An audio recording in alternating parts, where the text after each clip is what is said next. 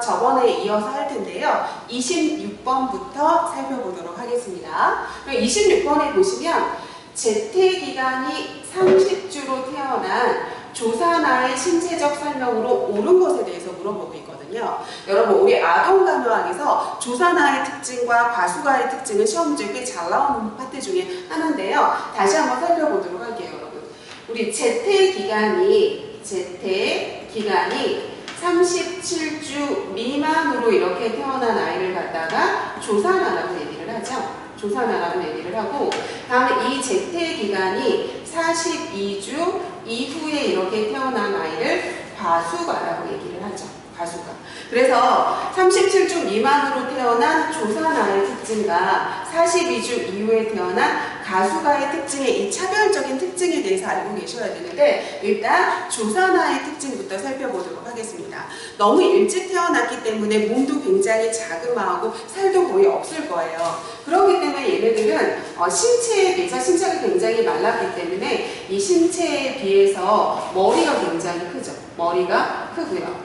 다음에 살이 거의 없는 상태이기 때문에 피하지방 있잖아요. 이 피하지방이 거의 없거나 아니면 아예 없을 거예요. 다음에 이제 세 번째는 바로 뭐냐면요, 여러분, 그 손바닥이잖아요. 손바닥이나 발바닥이 살이 없기 때문에 이렇게 쫙 펴 있거든요. 그래서 주름이 거의 없어요. 그래서 손바닥이나 발바닥이 살이 거의 없는 상태잖아요. 그러니까 여기가 손바닥에 바닥이 주름이 거의 없거나 아니면 이렇게 없는 상태라고 보시면 되고요. 다음에 또 이렇게 그 조사나의 특징 중에 하나가 바로 뭐냐면 솜털이 많은 게 굉장히 특징이거든요. 솜털이 굉장히 많은 게 특징이고요. 다음에 이제 38주에 태아의 폐가 성숙이 되는데, 태아의 폐가 성숙되기 이전에 태어난 아이기 때문에 폐가 성숙되지 않아서 호흡이 원활하지 않아서 빈번한 무호흡 같은 거 나타나거든요. 빈번한 무호흡 같은 거 나타나는 게 조사나의 특징이라고 보시면 되고요. 그럼 이제 가수가의 특징에 대해서 살펴보도록 하겠습니다. 과수가 같은 경우에는 40주 위에 더 지나치게 있었던 아이들이잖아요. 그렇기 때문에 이런 아이들은 바로 뭐냐면 머리카락 길이가 굉장히 길어요. 머리카락 길이도 길고요. 다음에 손톱이나 발톱의 길이도 손톱이나 이렇게 발톱의 길이도 이렇게 긴 채로 이렇게 태어나고요. 다음에 두 번째는 어떤 특징이 있냐면 우리 아기가 태어나면 태지가 있잖아요. 그런데 이 태지가 좀 벗겨진 채로 태어나거든요. 그래서 얘네들은 태지가 이렇게 감소돼서 이렇게 태어나는 경우가 있고요. 다음에 이 과수가 같은 경우에는 세 번째는 또 어떤 특징이 있냐면 이 가수가는 그 태반이 제 기능을 형성하지 못하기 때문에 키는 크지만 굉장히 야위어 있거든요. 그래서 심장은 굉장히 큰 상태이지만 야위어 있고요. 그리고 이 태반이 제대로 된 기능을 못해서 영양 공급이나 오투 공급이 제대로 안 된 상태이기 때문에 피부가 벗겨져 있거나 갈라져 있거든요. 그래서 피부가 이렇게 벗겨져 있거나 아니면 이렇게 갈라져 있는 경우가 많다고 생각하시면 되겠습니다. 그래서 이게 조사나의 특징과 가수가의 그 특징에 대해서 살펴봤고요. 그럼 이제 조사나의 설명에 대한 것을 옳은 걸 물어보고 있잖아요. 그럼 피하지방이 거의 없거나 아니면 또는 적거나 없고요. 다음에 솜털이 없는 게 아니라 솜털은 많은 게 특징이죠. 다음에 손바닥과 발바닥은 살이 거의 없기 때문에 이렇게 쫙 펴 있어요. 그래서 주름이 없거나 아니면 거의 없는 상태고요. 그리고 살이 거의 없잖아요. 살이 거의 없기 때문에 살이 이 정맥에 딱 달라붙어가지고 적분홍색 피부 밑으로 정맥이 이렇게 비쳐 보이죠. 거의 살이 없기 때문에. 왜냐하면 피하지방이 거의 없기 때문에 그런 거예요. 그래서 답은 4번이라고 보시면 되고요. 다음에 이수가 이게 조사나잖아요. 너무 일찍 태어난 거잖아요. 그렇기 때문에 여기 보시면 음낭이 잘 발달되어 있지 않아요. 음낭이라고 하는 게 뭐죠, 여러분? 음낭이라는 걸 보시면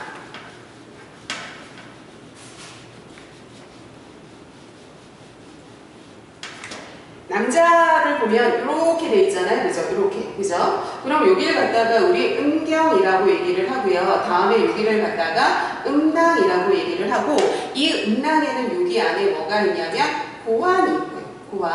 고환이 있고요. 그 다음에 여기 이렇게 얹혀져 있는데 이걸 갖다가 우리 뭐라고 하는 거냐면 부고환이라고 얘기를 하죠. 그래서 이 고환에서 하는 게 바로 뭐냐면 정자를 만들죠. 그죠? 정자를 생성하고요. 그 다음에 뭐를 분비하는 거냐면 남성 호르몬을 분비하게 되죠. 남성 호르몬인 테스토스테론을 분비하게 되고요. 다음에 이 부고환은 정자를 고환해서 정자를 만들면 여기는 정자를 성숙시키죠. 정자를 성숙시켜서 정자의 운동성이 생기게 하는 게 바로 부고원이라고 생각하시면 되거든요. 그러면 37주 미만에 태어난 조산아는 이 음란이 잘 발달되어 있지 않아요. 그래서 잘 발달되어 있지 않기 때문에 고환이 이렇게 내려와 있지 않은 게 아니라 고환이 이렇게 하강하지 않을 때가 있거든요. 그래서 내려와 있는 게 아니고 그 다음에 고환이 이렇게 내려오지 않은 경우가 더 많다고 생각하시면 됩니다. 그래서 답은 4번이라고 보시면 되겠습니다. 다음은 27번 살펴보도록 하겠습니다. 에릭슨의 심리사회적 발달 단계 중 청소년기의 주요 발달 가업과 갈등에 대해서 물어봤어요, 여러분.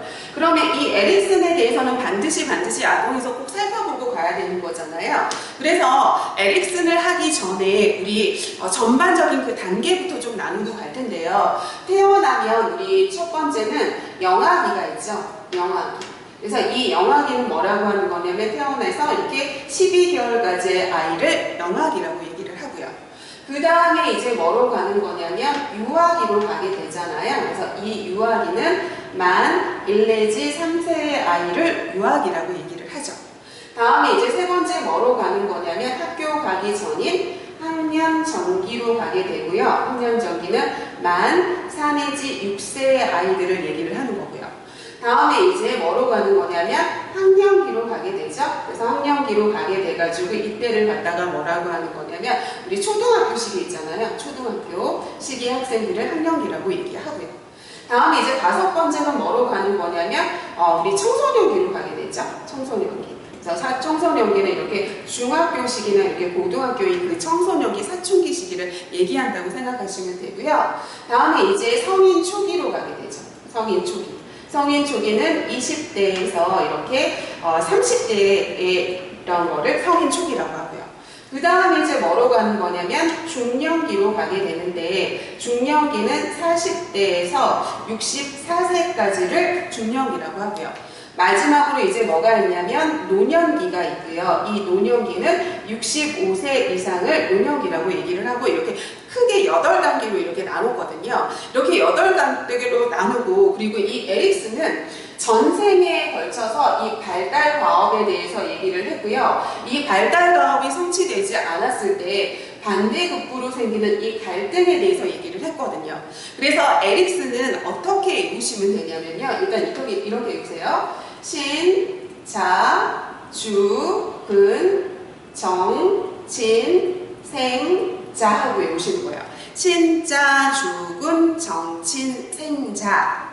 신자, 주군, 정친, 생자 하고 외우시면 이게 발달과업이거든요.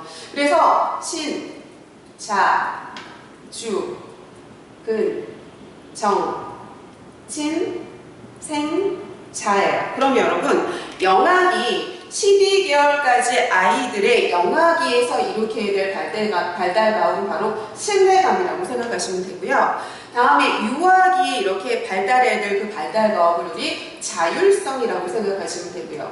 학년 전기에 일으켜야 될 그 발달과업은 주도성이라고 생각하시면 되고요. 다음에 학년기에는 이제 학교를 가잖아요. 그럼 규칙도 배우고 막 이러면서 근면성이 발달해야 되는 거고요. 다음에 이제 청소년기에는 자아 정체감이 발달되게 돼야 되는데요. 나란 무엇인가, 인생은 무엇인가 하는 그런 자아 정체감이 형성돼야 되는 시기고요. 다음에 이 성인 초기는 20대, 30대잖아요. 그러니까 사회생활도 하게 되고 그다음 남녀의 그런 이성교제도 하게 되면서 친밀감이 발달되는 시기라고 생각하시면 되고요. 다음에 중년기는 사회적으로 굉장히 꽤 높은 위치에 있으면서 생산적인 일을 하는 시기잖아요. 그러니까 생산성이 발달하는 시기죠. 그래, 일에서나 아니면 가정에서나 생산성이 이렇게 발달하는 시기라고 보시면 되고, 다음에 노년기는 이제 내가 인생을 잘 살았구나 하고 뭐를 하는 거냐면 자아 통합을 하는 시기라고 생각을 하시면 되거든요. 자아 통합을 하는 시기인데 여러분 요즘에는 노년기까지도 중년기까지 또 발달 과업이 나오기 때문에 이 문제는 아동 간호 문제이기는 하지만 여기서 어떤 게 나올지 모르거든요. 노인 간호에서 이게 나올 수도 있고 성인 간호에서 이쪽에 나올 수도 있고 아니면 여기서 아동 간호에서도 나올 수 있기 때문에 전반적으로 이 8가지의 발달 과제에 대해서 반드시 알고 계셔야 되거든요. 그래서 신자, 주군, 정친, 생자라고 생각을 하시면 돼요. 그런데 이거의 반대 북부도 외우셔야 되거든요. 그럼 이건 바로 뭐냐면 발달 과제예요. 발달 과제인데 이 발달 과제를 이룩하지 못하면 이런 갈등이 생기게 되는데요. 이 갈등을 어떻게 외우시면 되냐면 불, 수, 죄, 열, 혼, 고, 침, 절하고 외우시면 돼요. 불수, 제열, 혼고, 침절. 그러면 신뢰감이 발달하지 않으면 불신감이 형성하게 되고요. 다음에 자율성이 발달하지 않으면 수치감이 생기고요. 수치심이 생기고요. 주도성이 발달하지 않으면 죄의식이 생기게 되고요. 다음에 근면성이 발달하지 않으면 열등감이 생기게 되고요. 다음에 자아 정체감이 발달하지 않으면 역할 혼돈에 빠져서 가출을 한다거나 이런 일들이 생기게 되는 거죠. 다음에 친밀감이 발달하지 않으면 고립감에 빠지게 되고요. 다음에 생산성이 발달하지 않으면 침체감에 빠지게 되고요. 다음에 자아통합이 발달하지 않으면 절망감에 빠지게 되는 거거든요. 그래서 이 발달 과제랑 반대의 반대국까지 외우셔야 되는 건데 신, 자, 주, 근, 정, 진, 생, 자. 반대국부는 불, 수, 제, 열, 다음에 혼, 고, 침, 절하고 외우시면 되거든요. 그럼 이제 여기서 청소년기의 발달과 갈등에 대해서 물어보고 있잖아요. 그럼 여기를 물어보고 있거든요. 청소년기에는 나라는 존재는 무엇인가, 인생은 무엇인가 하면서 자아 정체감이 발달해야 되는 시기인데 자아 정체감이 발달하지 않는다면 역할 혼돈에 빠지게 되는 거고 이 혼돈으로 가출 이런 걸 하게 되는 거라고 생각하시면 되거든요. 그래서 여기서는 자아 정체감을 형성하는 시기고 이게 발달하지 않으면 역할 혼돈에 빠지게 된다고 생각하시면 되겠습니다. 그래서 여기서 답은 5번이라고 보시면 됩니다. 다음은 28번 살펴보도록 하겠습니다. 설사로 탈수가 심한 유아에게 나타날 수 있어서 유의해야 되는 증상이나 징후에 대해서 물어보고 있거든요. 여러분 우리 탈수나 설사 같은 거 이거 탈수는 시험 문제에 꽤 많이 나오는 파트예요. 그러니까 근데 좀 어렵기는 하는데 좀 자세하게 잘 살펴보고 가셔야 되는 거라고 생각하시면 되겠습니다. 그럼 일단 문제부터 한번 살펴볼게요. 여러분 설사로 인해서 탈수가 생겼대요. 그러면 설사로 인해서 탈수라고 하는 건 내 몸에 액체가 빠져나간 거잖아요. 그럼 내 몸 안에 있는 지금 체액이 빠져나가서 체액이 소실된 상태죠. 내 몸에 있는 체액이 빠져나간 거예요. 설사로 탈수로. 그죠? 그러면 내 몸에 있는 체액이 소실했기 때문에 나타나는 건 당연히 바로 뭐냐면 체중 감소 증상이 나타날 거예요. 그래서 답은 체중 감소인데 왜 체중 감소가 더 중요한 거긴 하냐면 우리 체중 있잖아요. 체중이라고 하는 건 우리 영유아의 성장 발달에 굉장히 중요한 총체적인 지표가 되죠. 체중은 성장 발달에 굉장히 중요한 뭐가 되는 거냐면 총체적인 지표가 된다고 생각을 하시면 되죠. 그래서 우리 아이들은 병원에 가면 우리 체중부터 측정을 하잖아요. 성장 발달이 잘 되고 있는지 확인하기 위해서. 그렇기 때문에 이때 유아에게서 설사 탈수로 체액이 소실됐을 때 체중 감소가 나타나는데 이 증상은 굉장히 유의해서 봐야 되는 거라고 생각을 하시면 되죠. 그래서 이 체액을 소실했기 때문에 이때는 어떻게 할까요, 여러분? 탈수를 예방을 해야 되잖아요. 이런 탈수를 예방하기 위해서 어떻게 해줘야 되는 거냐면 수분과 전해질을 공급해 줘야 되겠죠. 전해질을 공급을 해주는 게 이걸 간호라고 생각을 하시면 되거든요. 그럼 이거 답은 체중 감소인데 나머지 게 왜 틀렸는지도 알고 계셔야 하거든요. 그럼 이 나머지 거에 대해서 좀 봐드리려고 해요. 그럼 이거는 말로 해가지고 지금 이 뜻을 풀이를 해준 거고요. 답을 찾는 거를 해드렸고요. 우리 쇼크 중에 뭐가 있냐면 저혈량성 쇼크라고 하는 게 있거든요.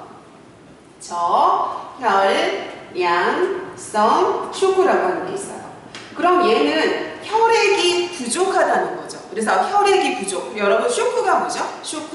쇼크라고 하는 건 바로 뭐냐면 여러분 순환부전이에요. 지금 순환부전을 갖다가 쇼크라고 하거든요. 그럼 순환부전이라고 하는 건 뭐냐면 혈액순환이 제대로 이루어지지 않는다는 거거든요. 순환부전은 지금 혈액순환이 제대로 이루어지지 않는 거예요. 혈액순환이 제대로 이루어지지 않기 때문에 무슨 공급을 못하는 거냐면 혈액 공급이 제대로 안 이루어질 테고요. 혈액 공급이 제대로 이루어지지 않기 때문에 O2 공급이 제대로 되지 않는 이 저산소증 상태를 우리 뭐라고 하는 거냐면 쇼크라고 생각을 하시면 되거든요. 그래서 쇼크라고 하는 건 순환 부전으로 인해서 산소가 이렇게 공급이 잘 되지 않는 상태라고 생각을 하시면 돼요. 그러면 여러분 저혈량이라고 하는 건 혈액이 부족한 상황이잖아요. 그러니까 저혈량성 쇼크에는 뭐가 해당이 되는 거냐면 출혈이 해당이 되죠. 출혈이 되면 혈액이 부족한 저혈량이 되고요. 혈액이 부족하니까 혈액 공급 못하고 혈액 공급 못하니까 산소 공급 못하고 산소 공급을 못하는 쇼크로 간다고 생각하시면 됩니다. 다음에 이제 두 번째는 뭐냐면 이런 탈수 상황이거든요. 몸에서 액체가 빠져나가는, 그래서 구토를 한다던가 설사 같은 이런 설사로 인해서 탈수가 나타나거나 구토로 인해서 탈수가 나타나면 얘가 아까도 얘기했지만 이런 걸로 인해서 뭐가 소실하는 거냐면 내 몸의 체액을 소실하게 되거든요. 액체. 그럼 여러분 우리 몸의 액체에는 혈액도 액체이거든요. 그렇기 때문에 체액을 소실하면 혈액도 지금 부족한 상황이 되는 거고요. 혈액이 부족하면 혈액 공급 못하고 산소 공급 못하는 저혈량성 쇼크로 간다고 생각하시면 되고요. 다음 이제 세 번째 뭐가 있냐면 화상이 있어요. 화상은 뭐라고 하는 거냐면 화상의 정의를 얘기해 드리면 화상의 정의는 혈장의 손실이에요. 혈장의 손실을 화상이라고 얘기를 하거든요. 그러면 우리 앞에서 봤잖아요. 이렇게 있을 때 이렇게 혈액이 이렇게 가루가 가라앉는데 이걸 갖다가 혈구라고 얘기를 했고요. 위에 이렇게 액체가 뜨는데 이 액체를 갖다가 뭐라고 했냐면 혈장이라고 했거든요. 그런데 화상이라고 하는 건 이 혈장 액체가 손실된 거예요. 혈장. 이게 지금 손실된 거거든요. 화상이라고 하는 거. 그럼 액체가 손실됐기 때문에 무슨 쇼크로 가는 거냐면 저혈량성 쇼크로 가는 거죠. 그래서 응급간호에서 화상의 사망 원인 1위를 얘기하세요 하면 저혈량성 쇼크를 찾아야 되는 거거든요. 그래서 우리 쇼크에는 저혈량성 쇼크가 있는데 출혈이나 구토나 설사 같은 탈수 상황이나 화상은 저혈량성 쇼크로 간다는 걸 알고 계셔야 되고요. 시험 문제에 출혈이 되는 환자가 나왔다. 그럼 쇼크로 갈 수 있겠구나. 탈수 환자가 나왔다. 쇼크로 갈 수 있겠구나. 구토 환자, 설사 환자가 있다. 쇼크로 갈 수 있겠구나. 화상 환자, 쇼크로 갈 수 있겠구나를 염두에 두시면 어려운 문제가 좀 쉽게 풀린다고 생각을 하시면 돼요. 그럼 이게 지금 탈수가 저혈량성 쇼크인 상황은 이해되셨잖아요. 그러면 시험 문제에서 반드시 뭐를 알고 계셔야 되냐면요, 여러분. 쇼크일 때 바이탈 사인은 반드시 외우셔야 되거든요. 그래서 쇼크일 때 뭐에 대해서 꼭 외우셔야 되는 거냐면 바이탈 사인은 반드시 외우셔야 돼요. 그래서 쇼크일 때 뭐를 외우셔야 되는 거냐면 바이탈 사인은 반드시 외우셔야 되는데 체온이 있고요. 다음에 뭐가 있냐면 맥박이 있고요. 다음에 호흡이 있고요. 다음에 뭐가 있냐면 혈압이 있는 거죠. 그러면 쇼크일 때 체온은 뚝 떨어지고요. 맥박은 빠르게 뛰는데 약하게 빠르게 뛰고요. 다음에 호흡 빨라지고 혈압 뚝 떨어지게 되거든요. 이 중에서 가장 중요한 사인은 쇼크의 가장 중요한 사인은 혈압, 저혈압이 되는 게 가장 중요한 사인이라고 보시면 됩니다. 그러면 좀 하나하나 봐드릴게요, 여러분. 그러면 이런 쇼크 상황을 어떤 상황을 생각을 하시면 되냐면 막 내 몸에서 출혈이 되는 상황을 한번 생각해 보세요. 그러면 출혈이 되면 내 몸에서 이 혈액이 막 빠져나가고 있으니까 내 체온이 뚝 떨어질 거고요. 혈액이 빠져나가고 있으니까 심장에서는 혈액을 방출해내게 해서 심장은 빨리 뛸 거예요. 그런데 건강한 상태에서 빨리 뛰는 게 아니라 출혈이 되는 상황에서 빨리 뛰고 있는 거잖아요. 그러니까 약하게 빠르게 뛰는 거고요. 그리고 맥박하고 호흡은 주로 같이 가거든요. 그러니까 호흡 빨라지고요. 다음에 출혈이잖아요. 출혈? 그러면 보세요, 여러분. 혈액에 양이 많아지면 혈압이 올라가거든요. 혈압이 올라가고요. 다음에 혈액의 양이 적어지면 어떻게 되는 거냐면 혈압이 뚝 떨어져요. 그런데 지금 출혈 상황이잖아요. 출혈이면 혈액이 빠져나가는 거고 혈액의 양이 떨어지죠. 적어지는 거죠. 그렇기 때문에 혈압은 뚝 떨어진다고 생각하시면 되죠. 그래서 다시 여러분 쇼크일 때는 체온 뚝 떨어지고 맥박 약하고 빠르게 뛰고 호흡 빨라지고 혈압 뚝 떨어지는 건 반드시 꼭 외우셔야 돼요. 그러면 살펴보도록 하겠습니다. 왜냐하면 탈수는 두 가지 상황이라고 생각을 하셔야 되거든요. 그럼 보세요 여러분. 시험 문제에 탈수가 나왔어요. 탈수. 그러면 탈수는 탈수 열로도 갈 수 있고요. 탈수 열로도 갈 수 있고요. 다음에 탈수는 뭐로 갈 수 있는 거냐면 저혈량성 쇼크로도 갈 수 있구나 하고 생각을 하시는 거예요. 그래서 이 저혈량성 쇼크에 아까 뭐라고 했냐면 체온 뚝 떨어지고 맥박 빨라지는데 약하게 빠르게 뛴다고 했고요. 다음에 호흡 빨라지고 혈압 뚝 떨어진다고 아까 얘기했었거든요. 그러면 보세요 여러분.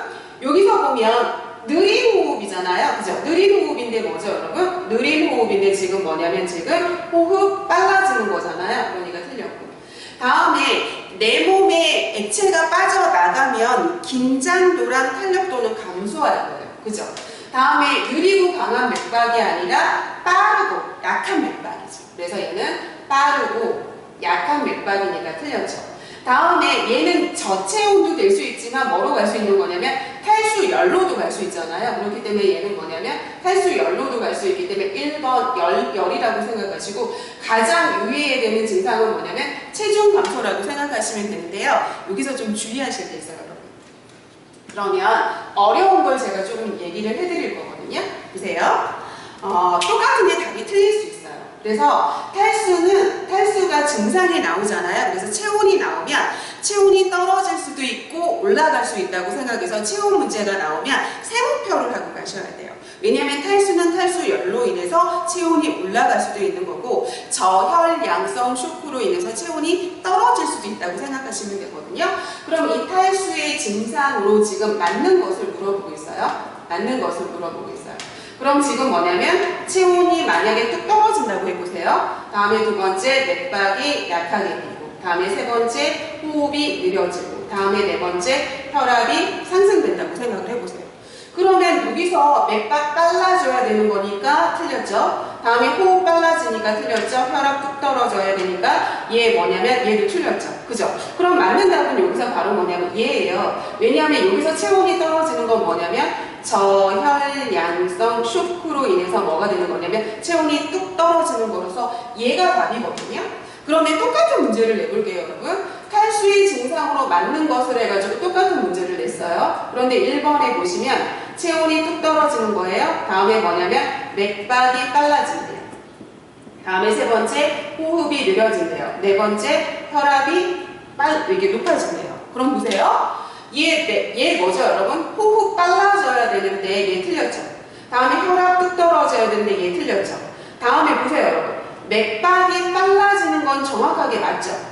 정확하게 맞죠. 그러니까 얘가 답이고요. 여기서는 얘가 틀렸고 저혈량성 쇼크가 아니라 여기서는 뭐냐면 탈수열로 인해서 체온이 올라간다고 생각하시면 되거든요. 그래서 탈수에서 체온의 1, 2, 3, 4가 나오면 체온은 올라갈 수도 있고 내려갈 수도 있기 때문에 체온 문제가 나오면 무조건 세모표를 치시고요. 나머지 답에 따라서 답일 수도 있고 아닐 수도 있다고 생각을 하시면 돼요. 그럼 여기에서 보세요 여러분. 여기서 5번 하나 할까요? 5번 하면 피부 긴장도의 지금 증가라고 할까요? 증가. 그래야지 틀린 겁니다. 얘도 5번째 피부 긴장도의 증가라고 합시다. 그죠? 그러면 여기서 보세요 여러분. 얘 틀렸고 얘 틀렸고 얘 틀렸고 얘 틀렸잖아요. 그럼 세모표 쳐놓고 난 다음에 이 네 가지 답이 다 틀렸기 때문에 여기서는 체온이 떨어진다가 답이 맞는 거고요. 다음에 여기 체온 문제가 나왔잖아요. 그럼 얘 세모표 치고 난 다음에 얘 세 개 틀렸고 정확하게 맞는 답이 있잖아요. 그럼 여기서 체온이 이게 틀린 답이거든요. 그래서 탈수 문제가 나오면 체온은 탈수열로 올라갈 수도 있고 저혈량성 쇼크로 떨어질 수도 있기 때문에 체온은 세모표로 쳐놓고 난 다음에 나머지 답에 따라서 맞는 답일 수도 있고 틀린 답일 수도 있다고 생각하시면 됩니다. 그러면 여기 다시 한번 볼게요, 여러분.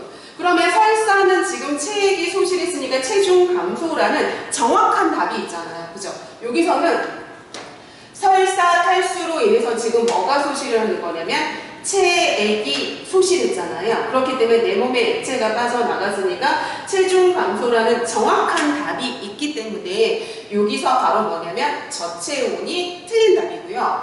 만약에 여기서 체중 감소가 답이 아니고 체중 증가가 나왔다. 그럼 1번이 답일 수 있는 거거든요. 그래서 여기 답은 2번이라고 보시면 되겠습니다. 다음은 29번 보도록 할게요. 29번에 보시면 얼굴과 가슴에 2도 내지 3도 화상을 입고 응급실에 도착한 아동을 위한 간호보조 활동으로 옳은 걸 물어보고 있거든요. 여러분, 수포는 절대 터뜨리면 안 되죠.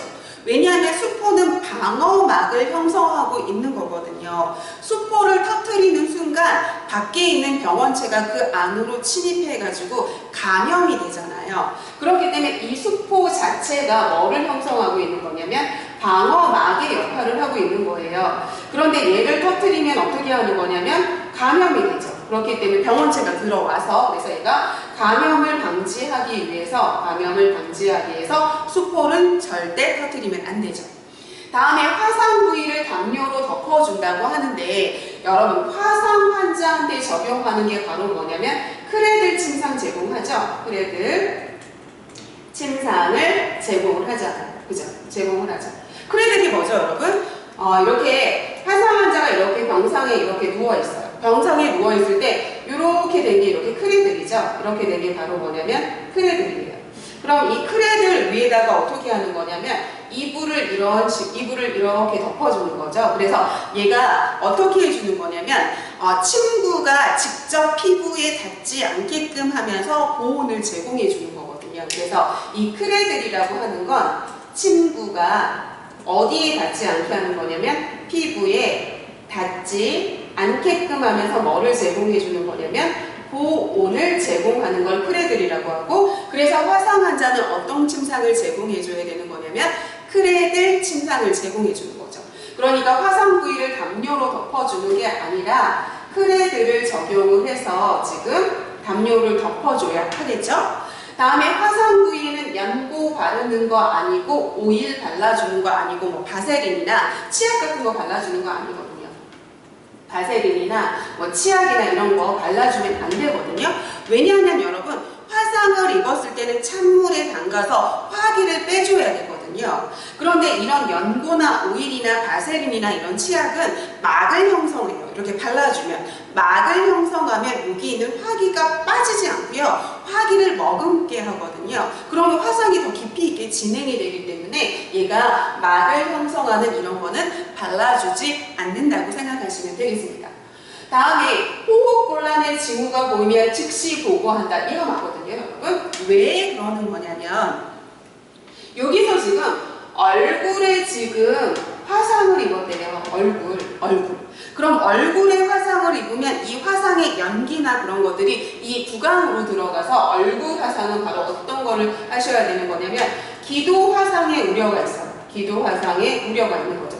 기도가 퉁퉁퉁퉁 부어오르는 그 기도 화상의 우려가 있잖아요. 그럼 이게 기도잖아요, 기도. 그렇기 때문에 여기서 가장 중요한 건 기도를 유지해주고 기도를 개방해주는 게 가장 중요한 거죠. 그렇기 때문에 기도 유지, 기도 개방과 관련이 있기 때문에 얼굴 부위의 화상은 기도 화상을 우려해서 호흡곤란 징후가 보이면 안 되잖아요. 그렇기 때문에 호흡곤란의 징후를 보이면 즉시 보고한다가 답이고요. 다음에 화상 부위에 불에 탄 의복을 떼낼 때 그냥 떼내면 이렇게 살이 이렇게 벗겨져서 나올 수 있거든요. 그래서 우리 화상이라던가 동상 환자 같은 경우에는 옷이 피부에 딱 달라붙어서 이걸 떼낼 때 피부까지 이렇게 뜯겨져서 나올 수 있기 때문에 손으로 떼내는 게 아니라 뭐로 사용하는 게 좋은 거냐면 가위로 제거해서 옷을 제거하는 편이 훨씬 더 좋다고 생각하시면 되겠습니다. 그래서 여기 답은 4번이라고 보시면 되겠습니다. 다음은 30번 풀어보도록 할게요. 요실금이 있는 노인 환자를 위한 간호보조 활동으로 옳은 것에 대해서 물어보고 있거든요. 그럼 요실금도 굉장히 중요하죠, 여러분.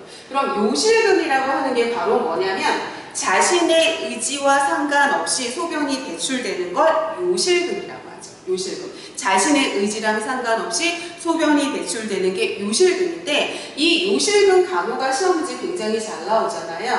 그럼 여기서 가장 중요한 운동은 우리 골반 근육 강화 운동 해주는 거잖아요. 골반 저부에 있는 근육 강화 운동을 해주는 거죠. 근육 강화 운동이라는 걸 해주는데 이 운동을 똑같이 무슨 운동이라고 하는 거냐면 케겔 운동이라고 얘기를 하잖아요. 그래서 골반 저부 근육 강화 운동, 케겔 운동을 해주는 거죠. 그래서 얘는 바로 뭐냐면 한 번을 조였다 풀었다 조였다 풀었다 조였다 풀었다 하면서 이렇게 방광을 붙잡고 있는 이 근육을 탄탄하게 잡아주는 근육을 키워가지고 지금 방광을 잡아줘가지고 소변이 자신의 의지랑 상관없이 이렇게 배출되는 걸 막아주는 거라고 생각하시면 되거든요.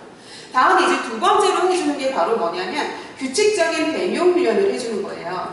규칙적인 배뇨 훈련을 해주는 건데요. 요거를 설명하기 위해서 다른 걸 먼저 설명할게요. 우리 요실금이라고 하는 거는 자신의 의지랑 상관없이 소변이 배출되는 거기 때문에 이 요실금 환자들은 외출 같은 거나 이렇게 할 때 이렇게 물 섭취하는 거 있잖아요. 수분 섭취하는 걸 굉장히 무서워하거든요. 왜냐면 소변이 배출되기 때문에. 그래서 수분 섭취를 잘 안 하려고 하는데 오히려 요실금 환자는 수분 섭취를 많이 해줘야 돼요. 수분 섭취를 많이 해줘가지고 어떻게 해줘야 되는 거냐면 방광 기능을 유지하도록 이렇게 해줘야 되는 거거든요. 그런데 잠자기 전에는 먹지 않는데 낮에 이렇게 활동하는 시간에는 수분 섭취를 늘려야 되는 거거든요. 그럼 이렇게 수분 섭취를 늘리면 그럼 소변이 자꾸 나오면 어떻게 해요? 하는데 그때 이때 해주는 게 바로 뭐냐면 규칙적인 배뇨 훈련이라고 생각을 하시면 돼요. 그럼 이 규칙적인 배뇨 훈련이라고 하는 건 두 가지라고 생각을 하시면 되거든요. 걸을 수 있는, 지금 걸을 수 있는 환자랑 아니면 이렇게 누워있는 상태의 부동 환자라고 생각하시면 되거든요. 그럼 자기가 걸을 수 있는 환자라면 규칙적인 시간 간격으로 어디를 가주면 되는 거냐면 화장실을 가주면 되겠죠. 본인이 뭐 1시간 간격이든 2시간 간격이든 이렇게 규칙적인 간격으로 화장실을 가면 되는 거고요. 다음에 걸을 수 없는 부동 상태의 환자라면 자기가 뭐 걸어서 화장실 갈 수 없잖아요. 그렇기 때문에 의료진에 의해서 규칙적인 간격으로 변기를 갖다 대주면 되죠. 규칙적인 간격으로 뭐를 갖다 대주면 되는 거냐면 변기를 갖다 대주면 된다고 생각하시면 되고요. 그리고 아까도 얘기했듯이 낮에 활동하는 시간에는 수분 섭취를 줄이는 게 아니라 오히려 수분 섭취를 늘려가지고 방광 기능을 유지해줘야 되는 거고요. 그런데 잠자기 전에는 화장실 들락날락 할 수 있으니까 잠자기 전에는 수분 섭취를 줄여야겠죠. 다음에 이렇게 이렇게 이뇨작용을 자극하는 것들을 먹으면 안 되잖아요. 그러니까 뭐 카페인이라던가 이런 것들 있죠. 카페인이 들어있는 커피라던가 홍차라던가 녹차라던가 이런 것들 있잖아요. 이렇게 이뇨작용을 자극하는 이런 음식은 먹지 않는 게 좋을 테고요. 다음에 다섯 번째는 또 뭐가 있냐면 여러분 체중을 감소하는 것도 하나의 그 요실금 치료라고 할 수 있는데 왜냐하면 우리 요실금 중에 어떤 요실금이 있냐면 복압성 요실금이 있어요. 복압성 요실금이 있거든요. 그럼 이 복압성 요실금이 뭐냐면 복부의 압력이 증가해서 나타나는 요실금이거든요. 복압이라고 하는 건 복부의 압력이 증가하는 상황에 나타나는 게 이 복압성 요실금이에요. 그러니까 복부의 압력이 증가하는 갑자기 기침을 한다던가 뭐 재채기를 한다던가 아니면 뭐 줄넘기를 한다던가 뭐 이럴 때 이렇게 복부의 압력이 증가되는 상황에서 자신의 의지랑 상관없이 소변이 배출되는 걸 복압성 요실금이라고 하는데 우리 복부 비만도 복부의 압력을 이렇게 상승시키는 요인이거든요. 그래서 복부 비만 있잖아요. 이 복부 비만인 경우에 체중을 감소시켜서 복압을 떨어뜨리면 이 복압성 요실금도 예방할 수 있다고 생각하시면 되죠. 그러면 이제 우리 살펴보도록 하겠습니다. 요실금 간호로 지금 옳은 것에 대해서 물어보고 있거든요. 그러면 이뇨작용을 자극하는 커피, 차 먹으면 안 되고요. 다음에 규칙적인 간격으로 배뇨 훈련 해주는 거잖아요. 그래서 걸을 수 있는 사람은 규칙적인 간격으로 스스로 화장실을 가면 되는 거고요. 부동 상태의 환자라면 규칙적인 간격으로 변기를 갖다 대주면 되는 거죠. 그래서 답은 2번이고요. 다음에 실금할 때마다 주의를 주는 게 아니라 자존감을 이렇게 계속 유지하도록 해줘야 되잖아요. 그러니까 심리적인 지지를 해줘야 되죠. 왜냐하면 실금할 때 얼마나 자존감이 떨어지겠어요. 그렇기 때문에 이 떨어진 자존감을 갖다가 유지해 주도록 하기 위해서 심리적인 지지를 제공해 줘야 되는 거고요. 다음에 제가 방광 기능을 유지하기 위해서 수분 섭취는 많이 해야 되는데 단지 잠자기 전에는 이 화장실 들락날락하기 때문에 잠자기 전에는 수분 섭취를 안 하는 게 좋은 거고요. 다음에 잠자기 전에 그 낮에는 수분을 이렇게 1000cc 미만으로 섭취하는 게 아니라 오히려 수분 섭취를 많이 한다고 생각하시면 되고요. 하나만 더 얘기를 하면 요실금이 있을 때 우리 기저귀를 착용을 하는데 이 기저귀 착용은 가장 최후의 선택해야 되는 거거든요. 그래서 6번째 보시면 기저귀는 어떻게 해야 되는 거냐면 가장 최후의 선택을 해야 돼요. 그것도 우리 낮에는 하지 않고 뭐를 해주면 되냐면 밤에 잘 때만 이렇게 적용해 주는 거라고 생각하시면 되거든요. 왜냐하면 기저귀를 착용하면 기저귀에 의존하게 되기 때문에 이렇게 비뇨기계 기능이라던가 방광 기능이 오히려 무너질 수 있어요. 그렇기 때문에 기저귀는 가장 최후에 선택해야 되는 거고 낮에는 가능한 선택하지 않고 밤에만 선택하는 거라고 생각하시면 되겠습니다. 그래서 30번의 답은 2번이라고 보시면 되겠습니다. 다음은 31번 풀어보도록 하겠습니다. 31번 보시면 노인의 우울증에 관한 설명으로 옳은 것에 대해서 물어보고 있거든요. 그러면 보세요 여러분. 노인의 우울증은 이걸 갖다가 비전형적이라고 얘기를 하거든요. 비전형적. 그럼 비전형적이라고 하는 뜻은 뭐냐면요. 명확히 구분이 안 되는 걸 비전형적이라고 해요.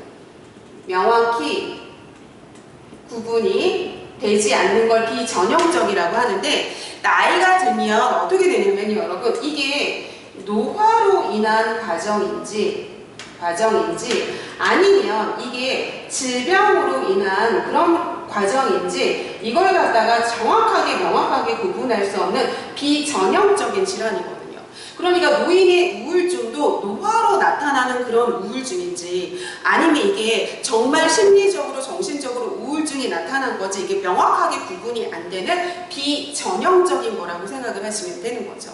다음에 이 노인의 우울증은 여성 노인이 남성 노인보다 훨씬 더 이렇게 많다고 생각을 하시면 되고요. 다음에 그래서 비전형적이라서 진단이 굉장히 어렵죠. 왜냐하면 명확하게 구분이 안 되기 때문에 진단이 굉장히 어렵다고 생각을 하시면 되고요. 다음에 이 신체적인 질병으로 인해서 우울증이 오기도 하고 아니면 내가 심신 상태로 굉장히 스트레스나 힘들 때 질병이 오는 거기도 하기 때문에 신체적인 질병 상태나 심신의 그런 상태가 영향을 미친다고 생각을 하시면 되는 거죠. 그럼 봅시다 여러분. 노인의 우울증에 관한 설명으로 옳은 거를 보고 있어요. 여러분 얘는 노화로 인한 과정인지 질병으로 인한 과정인지 명확하게 구분을 하기 어려운 비전형적인 질환이기 때문에 진단 어려워요. 다음에 남자한테 흔한 게 아니라 여성 환자가 노인 우울증은 훨씬 더 많고요. 다음에 치매와 유사한 증상이 있거든요. 이건 조금 이따 설명할게요. 다음에 심신의 건강 상태와 관련이 있고요. 다음에 정상 노화 과정하고 정확하게 명확하게 구분이 안 되거든요. 그래서 이걸 갖다 구분이 안 돼서 뭐라고 했냐면 비전형적이라고 얘기해 드렸거든요. 그러면 우리 치매랑 우울증을 잠깐 살펴보도록 할까요? 그러면 치매에 대해서 살짝 살펴보면요. 치매의 증상을 좀 볼게요, 여러분. 치매의 증상이 두 가지 증상이 있거든요. 어떤 증상이 있냐면 치매는 인지 기능의 장애가 나타나는 거잖아요. 일단 치매는 뭐죠, 여러분? 인지 기능의 장애가 나타난 건 치매. 지금 신체 기능의 장애가 나타난 게 아니라요. 인지 기능의 장애가 나타난 게 치매고요. 그래서 이 치매의 가장 특징적인 증상은 기억력의 저하가 가장 특징적인 증상이에요. 기억력이 떨어지는 게 가장 특징적인 증상이죠. 그러면 이 증상은 두 가지가 있어요. 인지장애 증상이 있고요. 다음에 또 뭐가 있냐면 정말 정신과적인 정신장애 증상이 있거든요. 정신장애 증상 이렇게 두 가지로 나뉜다고 보시면 되거든요. 치매의 증상은 인지장애 증상과 정신장애 증상이 있는데요. 첫 번째로 나타나는 게 바로 뭐가 나타나는 거냐면 인지장애 증상으로 기억력의 저하가 나타나요. 기억력의 저하가 나타나요. 그래서 이 기억력도 좀 잘 알고 계시면 좋은데요. 여러분, 이 기억력을 갖다가 뭐라고 하는 거냐면 최근 기억이잖아요. 이 최근 기억을 단기 기억이라고 하거든요. 그러면 이 최근 기억, 단기 기억은 상실하는 경향이 많고요. 옛날에 있는 장기 기억이죠. 장기 기억. 옛날에 있는 장기 기억은 유지하는 경향이 있다고 생각하시면 됩니다. 하지만 이게 중기 치매, 말기 치매로 갈수록 이 장기 기억도 상실하게 되기는 하는데 치매 초반기에는 최근의 기억은 잃어버리는데 옛날의 장기 기억은 유지하고 있다는 경향도 꼭 반드시 아셔야 돼요. 그래서 기억력 저하가 인지장애로 나타나는 첫 번째 증상이고 최근의 단기 기억은 상실하는 경향성이 있고 옛날의 장기 기억은 유지하는 경향성이 있는 거예요. 그래서 첫 번째 나타나는 게 기억력의 저하고요. 다음에 두 번째로 나타나는 게 바로 뭐냐면 언어 능력의 저하가 나타난다고 생각을 하시면 돼요. 그래서 다른 사람이 무슨 말을 했는데 내가 잘 알아듣지 못해서 자꾸 똑같은 질문을 반복하게 되고요. 그리고 또 내가 무슨 말을 해야 될지 잘 생각이 안 나고 입에서도 발음 안 되고 잘 정리가 안 되는 그런 언어 능력의 저하가 나타나게 되고요. 나중에는 아예 그 말이 아예 없어지게 되기도 하죠. 다음 이제 세 번째는 무슨 저하가 나타나는 거게 되냐면 진압력의 저하가 나타나게 되거든요. 그럼 이 진압력이라고 하는 게 바로 뭐냐면 진압력이 시간, 장소, 사람을 진압력이라고 하거든요. 그러면 여러분 보세요. 시간에 대한 개념이 없어져요. 그래서 오늘이 며칠이죠? 하면은 잘 대답하지 못하고요.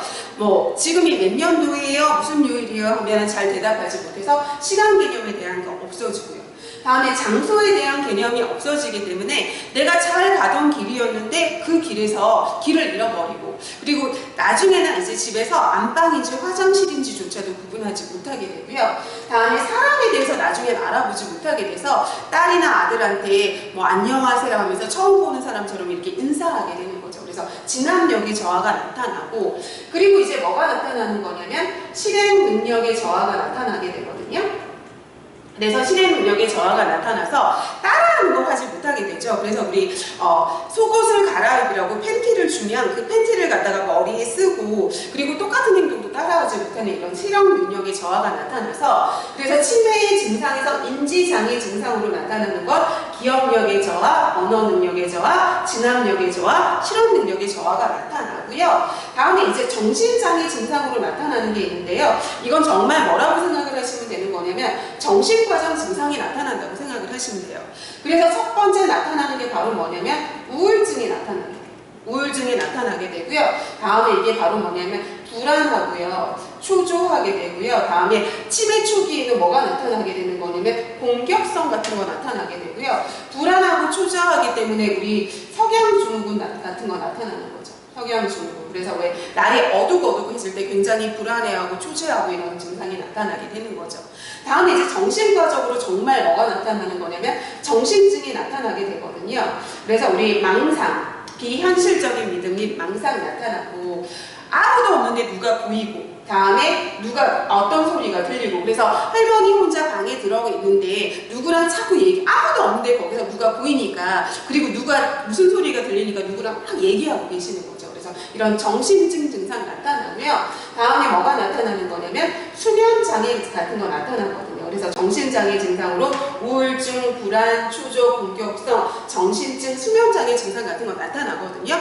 그럼 여러분들이 보시다시피 치매 증상으로 나타나는 정신장애 증상으로 뭐가 나타나는 거냐면 우울증 나타나잖아요. 그렇죠? 그렇기 때문에 노인의 우울증은 치매에서도 우울증이 나타나잖아요. 그러니까 치매와 유사한 증상이 있다가 맞는 답이라고 생각하시면 되겠습니다. 그래서 답은 3번이라고 보시면 됩니다.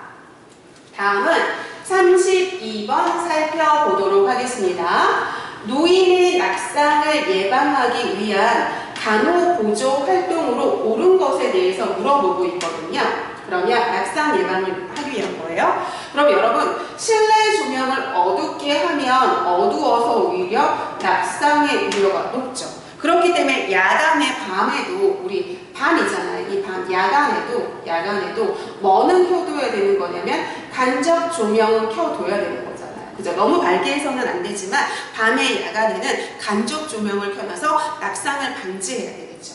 다음에 옷을 서서 입으면 오히려 이렇게 낙상 넘어질 수 있잖아요. 균형 감각이 떨어지기 때문에. 그래서 옷을 입을 때는 서서 입으면 오히려 안 되는 거고요. 어떻게 입어야 되는 거냐면 안정적으로 앉아서 옷을 입도록 해줘야겠죠. 다음에 뒷굽이 높은 신발을 신으면 오히려 낙상의 우려가 있기 때문에 뒷굽이 낮은 신발을 신어야 되는 거고요. 다음에 앉고 일어날 때 신속히 움직이는 게 아니라 천천히 움직여야 되잖아요. 왜냐하면 뭐가 일어날 수 있죠, 여러분? 체위성 저혈압이 일어날 수 있잖아요. 체위성 저혈압. 그래서 우리 갑자기 앉거나 일어날 때 어지러운 증상이 체위성 저혈압 증상이 나타나면 어지럽기 때문에 넘어지고 낙상할 수 있잖아요. 그래서 이 체위성 저혈압을 갖다가 예방해 줘야 되잖아요. 그러니까 어떻게 해야 되는 거냐면 천천히 움직인다가 돼야 되죠. 움직인다. 체위성 저혈압을 예방하기 위해서. 그래서 틀렸고요. 다음에 지금 노인들은 보행에 문제가 많은 사람들이 많잖아요. 그렇기 때문에 우리 보행기나 지팡이 같은 보행 보조기구를 사용하면 좋겠죠? 보행 보조기구를 사용을 하면 아무래도 낙상의 우려를 좀 줄일 수 있을 거예요. 그러니까 맞는 답은 5번이라고 보시면 되겠습니다. 다음은 33번 풀어보도록 하겠습니다. 33번에 보시면 의식을 잃고 쓰러져 있는 성인 대상자를 발견했을 때 가장 먼저 해야 되는 걸 찾아보고 있어요. 물어보고 있어요. 그럼 여러분 우리 길 가다가 누군가 쓰러져 있어요. 그럼 누군가 쓰러져 있으면 첫 번째 하는 건 뭐냐면 그 사람의 의식을 확인하는 거죠. 그 사람의 의식 확인 뭐를 확인하는 거냐면 반응을 확인을 하는 거죠. 어떻게 확인을 하는 거냐면 어깨를 살짝 두드리면서 괜찮으세요? 괜찮으세요? 하고 물어보면서 언어적인 자국으로 물어봐야 되는 거거든요. 왜냐면 이렇게 막 흔들리면 경추 손상의 우려가 있기 때문에 흔들면 안 되고요. 이때 어떻게 하는 거냐면 어깨를 살짝 두드리면서 언어적인 자국으로 괜찮으세요? 하면서 이렇게 물어봐서 그 사람의 의식과 반응을 먼저 확인을 하는 거고요. 그리고 난 다음에 이 사람이 지금 어떻게 하는 거냐면 의식이 없다. 그러면 호흡 확인하고 맥박 확인하고 필요하다면 우리 119에 신고를 하고 난 다음에 그 심폐소생술 할 수 있도록 해줘야 되는 거라고 생각하시면 되는 거죠. 그래서 확인하고 그 다음에 뭐를 확인하는 거냐면 두 번째는 이 사람의 호흡이나 맥박 같은 거 확인을 하는 거죠. 그런데 이 맥박 확인은 누구만 하는 거냐면 의료 제공자만 확인을 한다고 생각을 하시면 되고요. 만약에 호흡도 없고 맥박도 없어요. 그럼 어떻게 해야 되는 거냐면 도움 요청해야 되잖아요. 그래서 도움 요청해 주는데 119에 신고해 주세요. 자동 제세동기 가져다 주세요 하고 명확하게 지목해야 되는 거죠. 그리고 난 다음에 뭐를 하는 거냐면 도움 요청하고 난 다음에 심폐소생술 실시하는 거잖아요. 심폐소생술 실시를 하는데 제일 먼저 흉부 압박해주고요. 그죠? 그 다음에 뭐 해주는 거냐면 기도 개방, 기도 유지해주고요. 그 다음에 인공호흡 해주고요. 그리고 난 다음에 이제 자동 제세동기가 도착을 하면 자동 제세동을 시행한다고 생각하시면 되죠. 그래서 지금 의식이 잃고 쓰러져 있는 대상자니까 제일 먼저 어깨를 살짝 두드리면서 언어적인 자국으로 의식과 반응을 확인하는 거거든요. 그래서 대상자의 어깨를 두드리면서 이 언어적인 자국으로 뭐를 확인하는 거냐면 반응, 의식을 확인하는 게 먼저라고 생각하시면 되겠습니다. 다음에 답은 이거고요. 다른 것도 보시면 이건 가장 먼저 해야 되는 거니까 당연히 이건데 우리 인공호흡은 어떻게 하는 거죠, 여러분? 우리 인공호흡 때 가슴 압박 때 인공호흡을 해주는 거잖아요. 그죠? 그런데 이거 어떻게 해주는 거냐면 30대 2의 비율로 해주는 거죠. 그래서 가슴 압박 30번 해주고 인공호흡 2번 해주는데 이 2번 해줄 때 1초에 1회 훅 불어넣는 거죠. 그래서 이걸 총 몇 회 해주는 거냐면 2회 해주는 거죠. 그죠? 다음에 10초 동안 얼굴과 가슴을 살피는 게 아니라 우리 10초 이내 다음에 고개를 옆으로 돌려서 질식 예방하는 거 가장 먼저 하는 거 아니고 119에 신고하고 자동 심정 충격기 요청하는 것도 맞기는 하는데 가장 먼저 하는 건 아니라고 보시면 되겠습니다. 그래서 답은 5번이라고 보시면 되고요. 다음에 이제 34번 보도록 할게요. 대퇴골 골절로 응급실에 도착한 환자를 위한 간호보조 활동으로 지금 옳은 걸 물어보고 있거든요. 그럼 이 골절 시에 지금 응급간호에 대해서 물어보고 있는 거잖아요. 그럼 골절 시에 가장 중요하고 가장 먼저 해야 될 건 바로 뭐냐면 부목을 갖다가 대준다죠. 부목을 대주는 게 이게 가장 먼저 해주는 거죠. 그래서 답은 뭐냐면 부목이 나와야 되는 거잖아요. 그래서 골절 부위에 될 부목을 준비해 주는 건데 이유도 알고 계셔야 돼요. 보세요. 이렇게 있는데 여기 다리라고 생각해 보세요. 다리에 이렇게 뼈가 있는데 뼈만 이렇게 똑 부러진 경우도 있을 거 아니에요. 그럼 여기서 이렇게 뼈만 똑 부러진 걸 갖다가 뼈만 부러졌잖아요. 얘를 갖다가 단순 골절이라고 얘기를 하거든요. 그런데 이렇게 뼈만 부러진 것 말고 골절이 됐는데 이렇게 피부를 이렇게 뚫고 나온 골절도 있겠죠. 그죠? 그럼 이런 골절을 갖다가 단순 골절이 아니라 얘를 갖다가 복합 골절이라고 하거든요. 복합 골절이라고 하고 얘가 뚫고 나가잖아요. 그러니까 이걸 갖다가 개방성 골절이라고도 하거든요. 쟤는 폐쇄 골절이고요. 그럼 이런 복합 골절일 때는 뼈가 부러져서 뚫고 나가면서 뭐를 야기했냐면 2차적인 손상을 야기한 거예요. 지금 피부도 손상이 됐고요. 인대도 손상이 됐고요. 근육도 신경이 손상이 됐고요. 신경도 손상이 됐고 이런 피부나 인대나 근육, 신경 같은 이런 2차적인 손상까지 일으킨 걸 갖다 뭐라고 하냐면 복합골절이라고 하거든요. 그렇기 때문에 이럴 때 어떻게 해야 되는 거냐면 복합골절을 예방하기 위해서 여기 옆에다가 이렇게 부목을 내주는 거죠. 이렇게 부목을 내주는 거예요. 이렇게 부목을 대고 이렇게 고정을 시켜놓고 그리고 이동을 해야지만 이게 완전히 고정이 돼서 여기 튀어나온 뼈가 이렇게 움직이지 않아서 이렇게 옆을 찌르지 않기 때문에 2차적인 손상을 방지하고 그 다음에 복합골절을 방지해주는 거거든요. 그래서 우리 부목을 대주는 이유는 뭐를 방지하는 거냐면 뼈가 부러진 것 외에 지금 2차적인 손상을 방지하는 거죠. 그래서 지금 이게 바로 뭐냐면 복합 골절을 방지해 주는 거죠. 복합 골절을 갖다가 방지해 주는 거죠. 복합 골절을 갖다가 방지해 주기 위해서 뭐를 대주는 거냐면 부목을 대주는 거죠. 그래서 부목이 되기 전에는 절대 움직이면 안 돼요. 만약에 그 현장이 뭐 폭발 현장이라던가 화재 현장이면 움직여야겠지만 폭발 현장이나 화재 현장이 아니고는 부목을 대주기 전에는 절대 움직이면 안 된다고 생각하시면 되겠습니다. 다음에 이것도 있지만 우리 골절일 때 근골격계 손상일 때 적용해주는 공통 간호 원칙이 있거든요.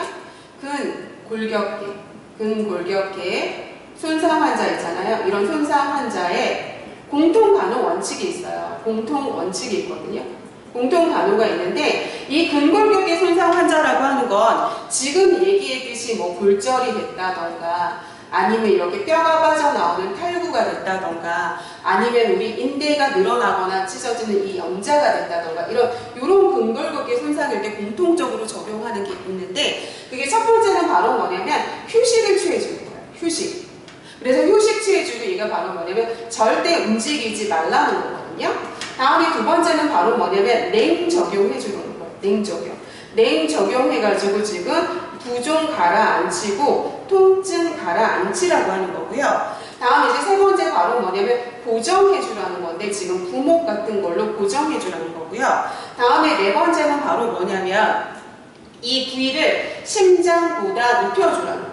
그래서 심장보다 높여줘서 부종 가라앉히고 통증 가라앉히라는 거거든요. 그래서 우리 절대 움직이지 말고 휴식 취해준다. 냉 적용해서 부기랑 통증을 가라앉힌다. 다음에 부목으로 고정해준다. 타협분대 같은 걸로 고정해주고 심장보다 부위를 높여줘서 부종과 통증을 가라앉히는 게 근골격계 손상 환자의 공통 간호 원칙이거든요. 그럼 여러분 골절도 지금 근골격계 손상 환자잖아요. 그렇기 때문에 여기 골절 부위에 혈압 측정하는 거 아니고 오늘 적용하는 게 아니라 뭐 적용해 주는 거냐면 냉 적용해 주는 거고요. 만약에 수술이 필요하다면 무슨 거 해야 되죠? 우리 MPO 금식 해줘야 되는 거고요. 다음에 절대 움직이지 않는 거거든요. 그러니까 운동을 하는 게 아니라 휴식 취하고 움직이지 않는 거고, 그리고 골절일 때 가장 먼저 해줘야 될 건 바로 뭐냐면 부목이라고 생각하시면 되거든요. 그럼 이때 이게 골절인데 왜 지금 수술이 필요할까요, 여러분? 대퇴골이라고 하는 건 우리 신체 중에서 가장 무거운 뼈거든요. 왜냐하면 가장 무거운 뼈인 이유가 이 대퇴골이 체중을 지지해 주잖아요. 그래서 가장 무거운 뼈가 골절이 되기 때문에 이게 굉장히 큰 거거든요. 그래서 출혈도 굉장히 심하고 이렇기 때문에 수술로 갈 수 있어요. 그렇기 때문에 수술이 필요하다면 MPO, 금식을 해야 되는 상황이라고 생각하시면 되겠습니다. 그래서 여기 답은 3번이라고 보시면 됩니다. 다음은 35번 풀어보도록 하겠습니다. 35번에 보시면 코피가 나는 환자를 위한 간호보조 활동으로 옳은 것에 대해서 물어보고 있거든요. 코피 비출혈도 시험 문제에 잘 나오거든요, 여러분. 그러면 코피, 바로 비출혈 간호에 대해서 얘기를 하는 거죠. 그죠? 그러면 지금 코에서 피가 나오고 있잖아요. 그러면 코를 풀면 어떻게 될까요, 여러분? 코를 풀면 흥 하고 풀게 되면 압이 상승하게 되잖아요. 그럼 압이 상승하게 되면 피가 더 많이 나오게 되겠죠. 그러니까 코를 풀면 안 되는 거고요. 다음에 지금 출혈을 하고 있잖아요. 출혈을 하고 있으면 온을 적용하는 게 아니라 냉을 적용하면 혈관이 수축할 거예요. 그죠? 혈관이 수축해서 무슨 효과를 낼 테냐면 지혈 효과를 낼 거예요. 그러니까 온을 적용하는 게 아니라 냉을 적용하는 거고요. 다음에 지금 코에서 피가 나오고 있잖아요. 코에서 피가 나오고 있기 때문에 코로 숨을 쉬면 안 되고 피가 나오지 않는 입으로 숨을 쉬어야 되는 거거든요. 그래서 코로 숨 쉬는 거 아니고요. 입으로 숨 쉬어야 되는 거고요. 다음에 입안으로 넘어온 혈액을 삼키는 게 아니라 어떻게 해야 되는 거냐면 뱉어야 되거든요. 왜냐하면 혈액을 삼키면 혈액이 비리잖아요. 그렇기 때문에 혈액을 삼키면 오심구토를 유발하게 돼요. 오심구토를 유발하게 되죠.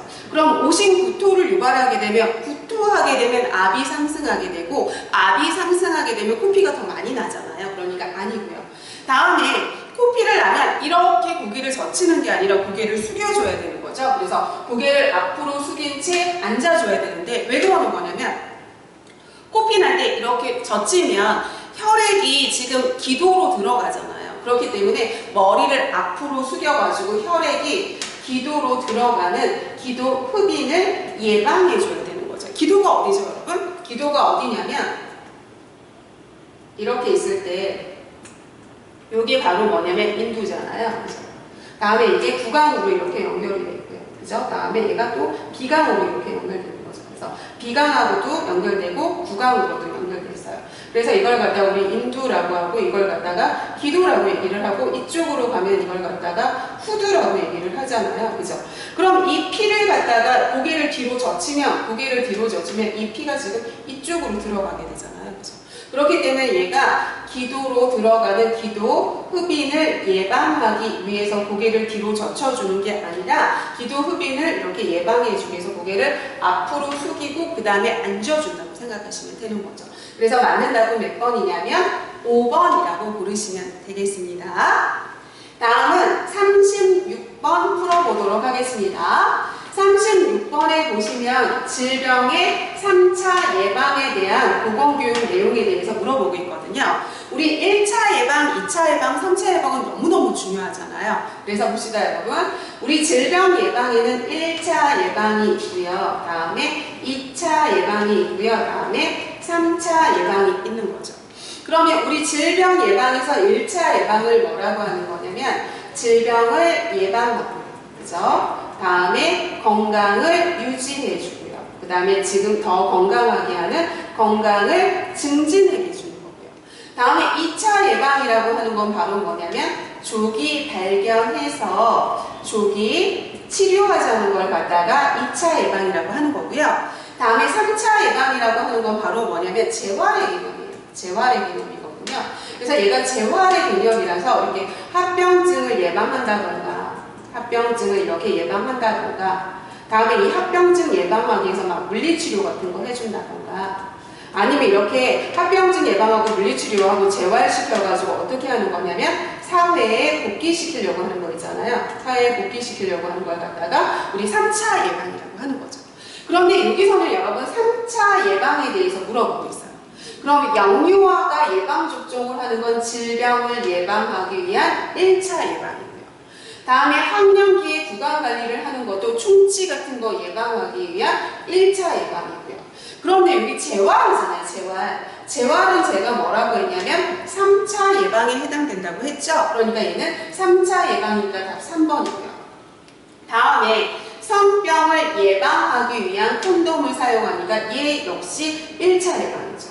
여러분 당뇨 환자의 식이요법은 2차 예방인데요. 요건 좀 잘 알고 계셔야 돼요. 그래서 제가 요거에 대해서는 좀 더 설명을 하고 가도록 하겠습니다. 좀 조심해서 보셔야 되는데요.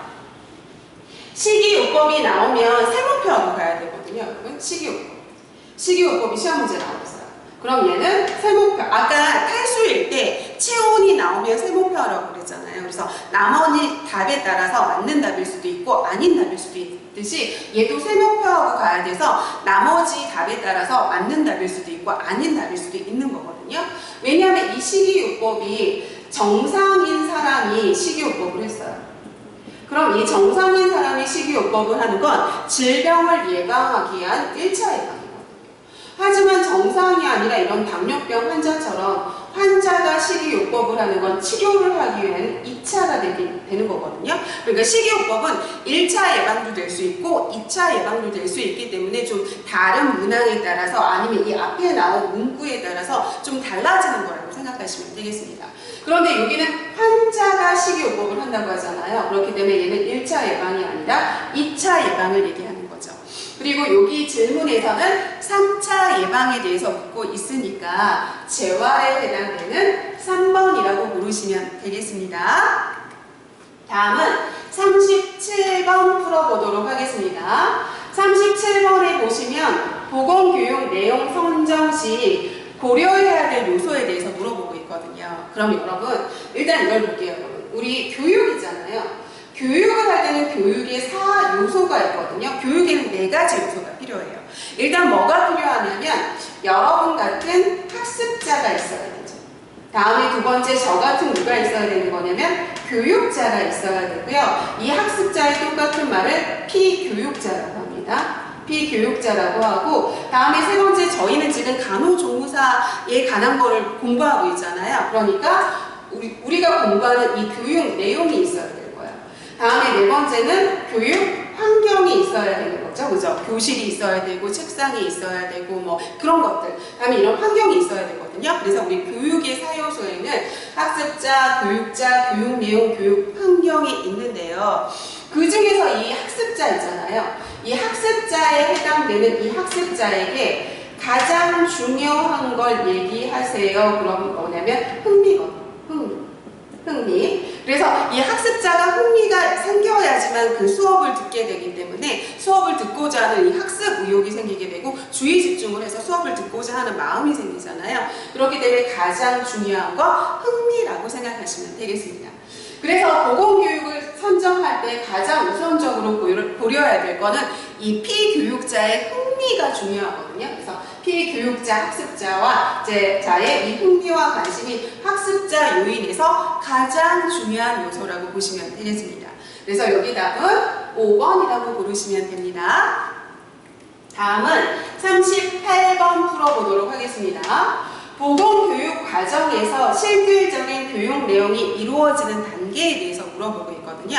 여러분 보건교육은 도입의 단계가 있고요. 다음에 뭐가 있냐면 전개 단계가 있고요. 그 다음에 뭐가 있냐면 끝나는 종결 단계가 있다고 생각을 하시면 돼요. 그래서 도입 단계가 있고요. 전개 단계가 있고요. 다음에 종결 단계가 있는데요. 전체를 100%로 봤을 때 이 도입은 한 15에서 한 20% 정도 할애한다고 생각하면 되고요. 다음에 종결도 15에서 한 20% 정도 할애한다고 생각하시면 되고요. 이 전개에 해당되는 거 있잖아요. 이 전개에 해당되는 게 바로 뭐냐면 60에서 70%를 할애하는 단계 단계가 바로 이 전개라고 생각을 하시면 되고, 이 전개가 본격적인 교육활동, 실질적인 교육활동이 이루어지는 단계예요. 그래서 이게 60 내지 70%라서 본격적인, 실질적인 그런 교육이 지금 이루어지는 단계를 바로 뭐냐면 전개 단계라고 보시면 됩니다. 그러면 여러분 도입부에는 뭐를 할까요? 여러분? 이 도입부에는 먼저 뭐를 하죠? 인사하면서 관계 형성 시도할 거예요. 그렇죠?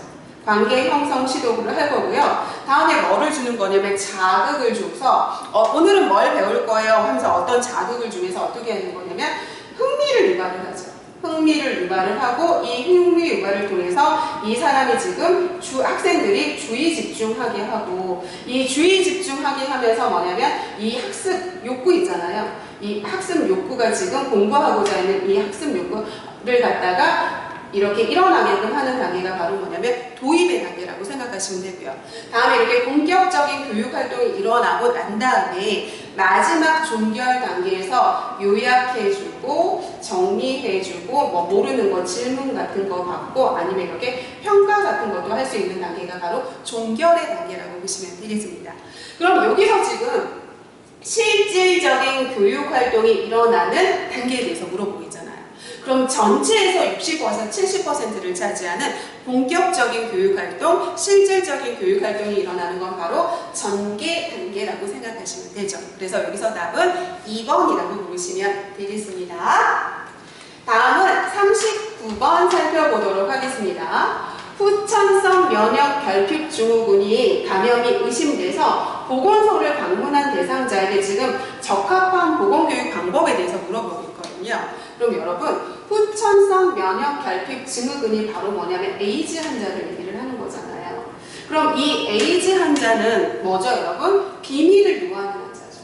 이렇게 비밀을 지금 요하는 환자예요. 그럼 이 비밀을 요하는 환자는 비밀이 지켜져야 되잖아요. 그렇기 때문에 뭐를 해야 되는 거냐면 개별 상담이 필요하다고 생각하시면 되죠. 그런데 이 개별 상담이 필요한 경우는 몇 가지가 있는데요. 개별 상담이 필요한 경우는 몇 가지가 있는데 이렇게 비밀을 요하는 경우가 있고요. 다음에 두 번째는 바로 노인층도 이 집단 보건교육보다는 개별 보건교육이 훨씬 더 좋고요. 다음에 세 번째는 바로 뭐냐면 저소득층도 개별 상담이 훨씬 더 좋은 거고요. 다음에 개인적인 격차가 너무 클 때 이렇게 집단 보건교육을 하면 안 되잖아요. 그래서 개인적인 격차가 너무 큰 경우에는 뭐를 하는 거냐면 개별적인 그런 상담인 개별 상담이 필요하다고 생각하시면 되겠습니다. 그래서 비밀을 요하는 문제라던가 노인층이라던가 저소득층이라던가 이렇게 개인적인 격차가 클 때는 개별 상담이 필요하다고 생각하시면 돼요. 그래서 에이즈는 비밀을 요하는 문제에 해당되기 때문에 개별 상담이 답이라서 답은 3번이라고 보시면 됩니다. 다음은 40번 풀어보도록 할게요. 너무 쉬운 문제죠, 여러분. 보건소의 설치 기준에 대해서 물어보고 있어요. 그럼 얘는 당연히 시군구잖아요, 그죠? 네, 얘는 당연히 시군구인데 다시 한번 살펴볼게요. 우리나라 책 윗선은 뭐가 있죠, 여러분? 보건복지부가 있죠, 그죠? 보건복지부가 있고요. 이 보건복지부가 중앙보건행정기구잖아요, 그죠? 얘가 중앙보건행정기구죠. 중앙보건행정기구에 해당합니다. 행정기구에 해당이 되고요. 이 보건복지부 밑에 뭐가 있냐면 시도가 있고요. 시도 밑에 뭐가 있냐면 시군구가 있고요. 시군구 밑에 읍면이 있고요. 읍면 밑에 리나 섬이나 도서 벽지가 있는 거죠. 그죠? 도서 벽지가 있는데 리나 섬이나 도서 벽지가 있죠. 그래서 우리 구마다 뭐를 설치하는 거냐면 보건소를 설치하는 거고요. 다음에 보건소가 없는 읍면에 뭐를 설치하는 거냐면 보건지소를 설치를 하는 거고요. 다음에 리나 섬이나 도서벽지, 섬 같은 이렇게 도서벽지, 의료취약지역 있잖아요. 거기에는 뭐를 설치하는 거냐면 보건진료소를 설치한다고 생각하시면 되죠. 그리고 이걸 갖다가 우리 뭐라고 하는 거냐면 지방보건행정기구. 보건행정에 해당되는 우리 지자체라고 하죠. 자치행정기구라고 하잖아요. 그런데 여기서는 지금 보건소를 얘기하고 있으니까 시군구 구마다 설치를 하잖아요. 그래서 이 시군구에 해당이 된다고 생각하시면 되죠. 그래서 답은 2번이라고 보시면 되겠습니다. 다음은 41번 풀어보도록 할게요. 세계보건기구에서 제시한 1차 보건의료 요소 중에 다음에 해당되는 것이 무엇인가에 대해서 물어보고 있거든요. 그러면 1차 보건의료의 요소 있잖아요, 지금. 그럼 1차 보건의료의 필수 요소 4가지가 있죠. 그죠? 필수 요소 4가지가 있어요. 이거를 4A라고 하는데 A로 시작하는 단어가 4가지가 돼서 이걸 4A라고 하는데 얘는 어떻게 외우시면 되냐면 접수지참하고 꼭 외우셔야 되거든요. 여러분 접수지참. 그래서 1차 보건의료의 그 필수 요소는 접수지참하고 외우시면 됩니다. 접수지참. 그러면 이게 뭐냐면 여러분 보세요. 얘는 접근성이고요. 다음에 얘는 수용 가능성이고요. 수용 가능성이고요. 다음에 얘는 바로 뭐냐면 지불 가능성을 얘기를 하는 거고요. 다음에 얘는 바로 뭐냐면 지역사회 주민의 지금 뭐를 얘기하는 거냐면 참여를 얘기를 하는 거거든요. 그래서 이 1차 보건의료의 필수 요소 4가지는 뭐가 있냐면 접근성, 수용 가능성, 지불 가능성, 지역사회 주민의 참여해서 이렇게 접수지참하고 외우시면 됩니다. 접수지참이라고 외우시면 돼요. 그럼 접근성이라고 하는 건 바로 뭐냐면 보세요. 지리적인 이유로 차별 대우 받으면 안 되고요. 지역적인 이유로 차별 대우 받으면 안 되고요. 경제적인 이유, 사회적인 이유로 차별이 있어서는 안 되고 어떻게 해야 되는 거냐면 형평성이 있어야 되는 거거든요. 차별 대우 받지 않는 형평성, 접근성이 있어야 되는 거거든요. 그래서 이거의 답은 1번이라고 보시면 되고요. 그래서 얘는 차별 대우 어떠한 이유로 인해서 차별 대우를 받으면 안 된다는 게 바로 접근성이라고 생각하시면 되고요. 수용 가능성이라고 하는 건 지역사회 주민이 수용할 수 있는 과학적인 방법으로 해야 된다는 거고, 지불 가능성이라고 하는 건 지역사회 주민이 지불할 수 있는 그런 보건의료 수가로 이렇게 제공이 돼야 되는 거고요. 다음에 지역사회 주민의 적극적인 참여가 있어야 된다고 생각하시면 됩니다. 그래서 답은 1번이라고 고르시면 되겠습니다. 다음은 42번 풀어보도록 하겠습니다. 우리나라의 사회보장에 관한 설명으로 옳은 것에 대해서 물어보고 있거든요. 그러면 여러분 사회보장에 대해서는 자세히 좀 알아두시면 굉장히 도움이 많이 되거든요. 그럼 사회보장이 뭔지부터 살펴볼게요. 그럼 사회보장이라고 하는 건 뭐냐면 국가가 주체가 돼서 국민을 돌보는 거예요. 그럼 얘가 바로 뭐냐면 국가가 하는 건데, 국가가 국민이 뭐냐면 이 국민이 사회적인 위험에 빠졌을 때를 대비해서 사회적인 위험에 대비를 해주는 거예요. 이 사회적인 위험이라고 하는 건 바로 뭐냐면 국민이 실업을 했거나 질병에 걸렸거나 아니면 다쳤거나 아니면 노령이 됐거나 뭐 이런 것들 있잖아요. 이런 것들로 인해서 지금 사회적인 위험에 대비해가지고 어떻게 해주는 거냐면 사회적인 위험에 빠졌을 때 이들의 그 삶의 질을 향상시켜줘야 되잖아요. 그런 삶의 질을 향상시키기 위해서 이렇게 국민에게, 국가가 국민에게 뭐를 해주는 거냐면 소득을 보장해주고요. 소득을 보장해주고 의료를 갖다가 보장해주는 걸 사회보장이라고 생각하시면 됩니다. 사회보장이라는 건 국가가 국민이 실업, 질병, 상해, 노령 이런 거 같은 사회적인 위험에 빠졌을 때를 대비해서 국민의 삶의 질을 향상시키기 위해서 이런 국민에게 소득을 보장해주고 의료를 보장해주는 걸 사회보장이라고 한다고 생각하시면 되고요. 이 사회보장은 크게 3가지가 있다고 생각하시면 되거든요. 크게 3가지가 있는데 뭐가 있냐면 이 사회보장은 크게 3가지가 있는데 첫 번째는 사회보험이라고 하는 게 있고요. 다음에 2번째는 바로 뭐가 있냐면 공공부조라고 하는 게 있고요. 이 공공부조를 공적부조라고 해도 됩니다. 다음에 3번째는 뭐가 있냐면 얘가 사회서비스가 있는 거예요. 사회서비스, 사회복지 서비스라고 해도 돼요. 그래서 사회보장은 크게 뭐가 있냐면 사회보험이 있고 공공부조가 있고 사회서비스가 있는데 이 2개는 좀 구분하셔야 되거든요, 여러분. 사회보험이라고 하는 건 보험의 원리를 적용해서 국가가 지금 소득, 능력이 있는 국민에게 해주는 거예요. 소득 능력이 있는 국민에게 소득을 보장해주고 의료를 보장해주는 거거든요. 그래서 소득 능력이 있는 국민에게 뭐를 보장해주는 거냐면 소득을 보장해주고요. 의료를 보장해주는 걸 갖다가 사회보험이라고 하는 거고요. 그럼 여러분 공공구조, 공적구조라고 하는 건 뭐냐면 소득 능력을 없는 국민을 대상으로 해요. 소득 능력이 없는 국민을 대상으로 두 가지 해주죠, 여러분. 소득을 보장해주고요. 다음에 의료를 보장해주는 걸 공공구조라고 하거든요. 그럼 여러분 소득 능력이 있는 사람한테 지금 보험의 형태, 보험의 원리를 적용해서 소득을 보장해주는 게 바로 뭐냐면 고용보험이죠. 그죠? 고용보험. 그죠? 고용보험이고 그 다음에 두 번째가 바로 뭐냐면 국민연금 같은 거. 국민연금. 다음에 이제 세 번째 바로 뭐냐면 산재보험이잖아요. 산재보험. 그래서 우리 산재를 당하면 기본 월급 같은 거 나오잖아. 이런 게 바로 소득 보장해주는 거고요. 다음에 소득 능력이 있는 사람한테 지금 의료 보장해주는 건 뭐가 있냐면 국민건강보험이잖아요. 국민건강보험이 여기에 해당이 되고요. 다음에 뭐가 있냐면 노인장기요양보험. 노인장기요양보험도 여기에 해당이 되죠. 그죠? 다음에 하나 더 있죠. 산재보험도 산재에 당하면 지금 의료 보장해주잖아요. 그래서 우리 산재보험 같은 경우에는 소득 보장도 되고 산재보험은 뭐도 되는 거냐면 의료 보장도 된다고 생각하시면 되는 거죠. 그런데 소득 능력이 없는 사람한테 소득을 보장해주는 건 바로 뭐냐면 기초생활수급비 주잖아요. 기초생활수급비 주고요.